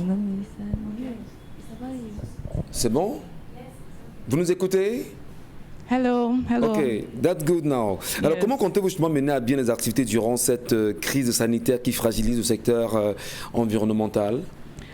We try our best to make sure that we use what we have, which is the social media now, to raise awareness and to be able to sensitize people. Like some people know, the casting for Miss Beach was actually done virtually. which was girls sent in their applications online, and we were able to scout and do online voting for the Miss Beach for the selection, and then we had the finals in Limbe, which is the town of friendship. So this just shows us that we can do a lot of things like sensitizing people about the environment, and also making sure that we carry out campaigns to clean the environment. And environmental protection has a lot to do with actually cleaning and washing your hands, which was the first measure, I think, prevention measure towards the COVID. So that's what we're doing. Thank you very much. Merci à vous d'être passé chez nous ce matin. Thank you. Un petit mot avant de se séparer, Adama? I just want to say thank you because the channel Equinox actually accompanied us. They were there for us. I was one of the runner-ups for Miss Beach 2017. And I'm happy to actually be carrying this responsibility now to pass on to these young girls. Yeah. And Equinox was there in 2017, and they're still here today. So thank you very much. And merci beaucoup. Allez, on attend l'événement à venir avec Miss Beach. Merci à vous d'être passé à la maison. Vous voulez justement ajouter? Oui, je voulais justement ajouter un dernier mot. Le comité Miss Beach souhaite bonne chance à nos lions après pour leur victoire, je suis sûre. Oui, de tout à l'heure, à Limbe. Ce sera, à Limbe, et juste après la victoire, ce sera à Semi Beach, n'est-ce pas? Ah oui, ça c'est clair. Voilà, merci beaucoup. Bien chose à vous et à bientôt. Madame, Messieurs, nous poursuivons l'émission avec vous sur Equinox Télévision. Dans un instant également, nous allons marquer une autre pause avec Consti Lamine qui nous retrouvera. Mais avant, cette petite transition, Karine Santia, les messages de nos téléspectateurs qui sont très nombreux également à réagir aux différents sujets évoqués depuis ce matin sur cette antenne, comme c'est le cas chaque jour de lundi à vendredi entre 10h et 12h. Merci Karine. Nous restons suspendus bien sûr à vos lèvres dans l'espoir d'avoir les messages de nos téléspectateurs qui sont encore là ce matin avec nous. Merci Madame, Messieurs de nous rester présents. Dominique Audrey Oyengele, Karine Santia, Bonbon Bengankanji, Charamaine Bachou, ensemble unis pour la même mission chaque jour. Nous sommes là pour vous servir et nous tenterons évidemment de vous lire. Karine, cette fois-ci c'est bon. Richard Bonaye ghanéen, ça fait quoi? Moi-même je suis en train de demander la nationalité sénégalaise. Au 237, on nous rejette. Jeannette Michael qui nous écrit ce matin. Sa condition de Camerounais lui a apporté quoi si ce n'est la malbouche? D'accord. Il faut faire la colère sur un terrain de football qui se trouvait à l'entrée des quartiers à village de Bonaloka, au village de Bonaloka, jusqu'à l'entrée carrière, car ils ont tout vendu par les élites du RDPC. J'ai l'exemple de celui de mon quartier, qui a rendu tous les enfants et jeunes du village, plus particulièrement de mon quartier, ce qu'ils sont aujourd'hui. Je comprends pas. Là, c'est vrai, c'est un élément important. C'est-à-dire les collectivités territoriales décentralisées n'ont pas favorisé l'expansion des aires de jeu pour les enfants, et on ne voit pas la relation qu'il y a entre l'occupation des enfants, notamment dans la pratique du sport, et le banditisme. C'est vous qui nous amenez à la drogue, je pense c'était en début de semaine et tout. Donc, lorsqu'on occupe les enfants dans des activités ludiques, là, le sport, les activités culturelles et culturelles. Merci mon bon. Karine. C'est lâche d'utiliser les faiblesses de quelqu'un pour avoir ses services, même si ce patron est au courant de ce que traverse le couple. C'est pas l'occasion d'en profiter pour taper dos à cet époux. La femme aime son mari au point de se sacrifier pour lui de cette façon. L'homme-là ne doit pas la laisser tomber. Elle doit lui dire la vérité. Allez, saluons à nouveau Consti Lamine qui est déjà avec nous ce matin. Vous le savez, comme tous les jours, il est avec nous. Et il vient encore ce matin, pendant un bon moment, nous parler de 1001 tapis. Bonjour à vous Consti, bienvenue chez vous. Alors bonjour Michel Gatou, bonjour nos nombreux téléspectateurs et bonjour à tous les clients du concept Salaka. Regardez le comptoir de Salaka ce matin, c'est un comptoir très garni et derrière ces marchandises, c'est des prix les plus bas. Vous allez le constater tout à l'heure parce que les robots mixeurs, les fers à vapeur, les ordinateurs, les régulateurs de tension, on a encore baissé les prix. Constatez-le vous-même, chers téléspectateurs. Ce robot mixeur, par exemple, coûte d'habitude 12 000 francs. Nous le vendons avec double réduction à 11 500 francs, mais pendant 2 mois, vous l'avez à 11 000 du côté bien sûr du magasin 1001 tapis. On parle également des fers à vapeur qui coûtent d'habitude 7 500 francs. Vous les avez à 6 500 francs, un fer à vapeur neuf dans le carton. Les détendeurs intelligents qui coûtent d'habitude 12 000 francs, nous les vendons souvent à 11 500 francs. Mais pendant 2 mois, vous avez un détendeur intelligent IGT à 11 000 francs. Les ordinateurs complets corps de Dio, vous les avez à 43 000. Un ordinateur complet corps de Dio à 43 000 francs. Un laptop corps de Dio à 74 000 francs. Il n'y a que le concept Salaka qui vous permettra d'acheter un laptop corps de Dio à 74 000 francs. Je rappelle que le stock, il est très limité. À vos téléphones, commandez et venez à Salaka avec les gros sacs Mbandjok pour transporter toutes les marchandises vendues par le concept Salaka. Regardez cet tapis neuf d'origine turque. Vous les avez à 14 000 francs au lieu de 17 000. Un tapis neuf, un tapis avec garantie, un tapis Nyanga. Vous l'avez à 14 000 francs. Du côté bien sûr du magasin, 1001 tapis, c'est à Douala au Cameroun. Je l'ai dit tout à l'heure, je le confirme. Regardez la réalité du concept Salaka. Qui l'aurait imaginé? Qui l'aurait cru? Oh là là là là là là. Même Charlemagne Gachou est en train de secouer la tête. Il est en train d'apprécier. Il n'est pas en colère à l'instant parce que vous avez le robot mixeur à 11 000 francs. Du côté bien sûr du magasin, 1001 tapis. Il est neuf. Il est dans le carton. Il écrase les arachides, le ngondo, le pébé, les oignons. Tout ça, même les fruits, vous l'avez à 11 000 francs. Un robot mixeur de balles. Pour dire tout simplement, n'écrasez plus, virgule, les condiments, virgule, chez les voisins, point virgule, parce que le concept Salaka vend un robot mixeur à 11 000 francs seulement. La suite nous conduit, chers téléspectateurs, un fer à vapeur à 6 500 francs. Ça, c'est du jamais vu. Ce n'est pas un fer à vapeur déjà utilisé. Il est neuf dans le carton. Vous l'avez à 6 500 francs au magasin 1001 tapis. Commandez dès à présent. C'est l'occasion d'acheter au moins ce 5 fers à vapeur. Un fer à vapeur pour les enfants, un fer à vapeur pour les étrangers et même le fer à vapeur du voisin. Offrez-lui un fer à vapeur à 6 500 francs. On parle également de plus en plus d'un régulateur de tension numérique. Vous les avez connus à 16 000. On fait souvent des réductions, mais cette fois-ci, nous appliquons le prix de la triple réduction à 15 000 francs. Un régulateur de tension numérique. Vous l'avez à partir de 15 000 avec garantie. Parce que concept Salaka, on ne dépend pas, mais on remplace. Régulateur de tension numérique à 15 000 francs. Mototenye Sengalemba, Belende Tatan. Commandez régulateur de tension Nyongo, 15 000 francs. On parle également d'un laptop. Pendant que les gens vendent des laptops chers, parce qu'ils vont dire que les frontières sont fermées, nous à Salaka, on a reçu avant-hier un important arrivage de laptops et on a décidé de baisser les prix. Laptop corps de Dio avec Wi-Fi, lecteur DVD, graveur DVD, 2 Go de RAM à 74 000 francs avec garantie, que ce soit pour les élèves, les étudiants, chacun devrait acheter un laptop corps de Dio à 74 000. Les clés USB 832 gigas. Vous les avez désormais à 8 500 francs pendant 2 mois au magasin 1001 tapis. N'achetez plus n'importe quoi, venez à 1001 tapis. On parle également de plus en plus ce matin. Le robot mixeur, le grand robot mixeur qui coûte d'habitude 24 000. Vous l'avez pendant 2 mois à 22 500 francs. Un grand robot mixeur de balles. Le bol à eau à 6 lames, le bol à sec à 4 lames et le bol à eau à un passoire. Le moteur est solide. Vous l'avez à 22 500 francs. Le grand robot mixeur de balles au magasin 1001 tapis, c'est dans le Cameroun. On parle également de plus en plus le grand fer à vapeur. Il coûtait d'habitude 12 000. Vous l'aviez demandé, vous l'aviez réclamé. Je le vends à 11 000 francs.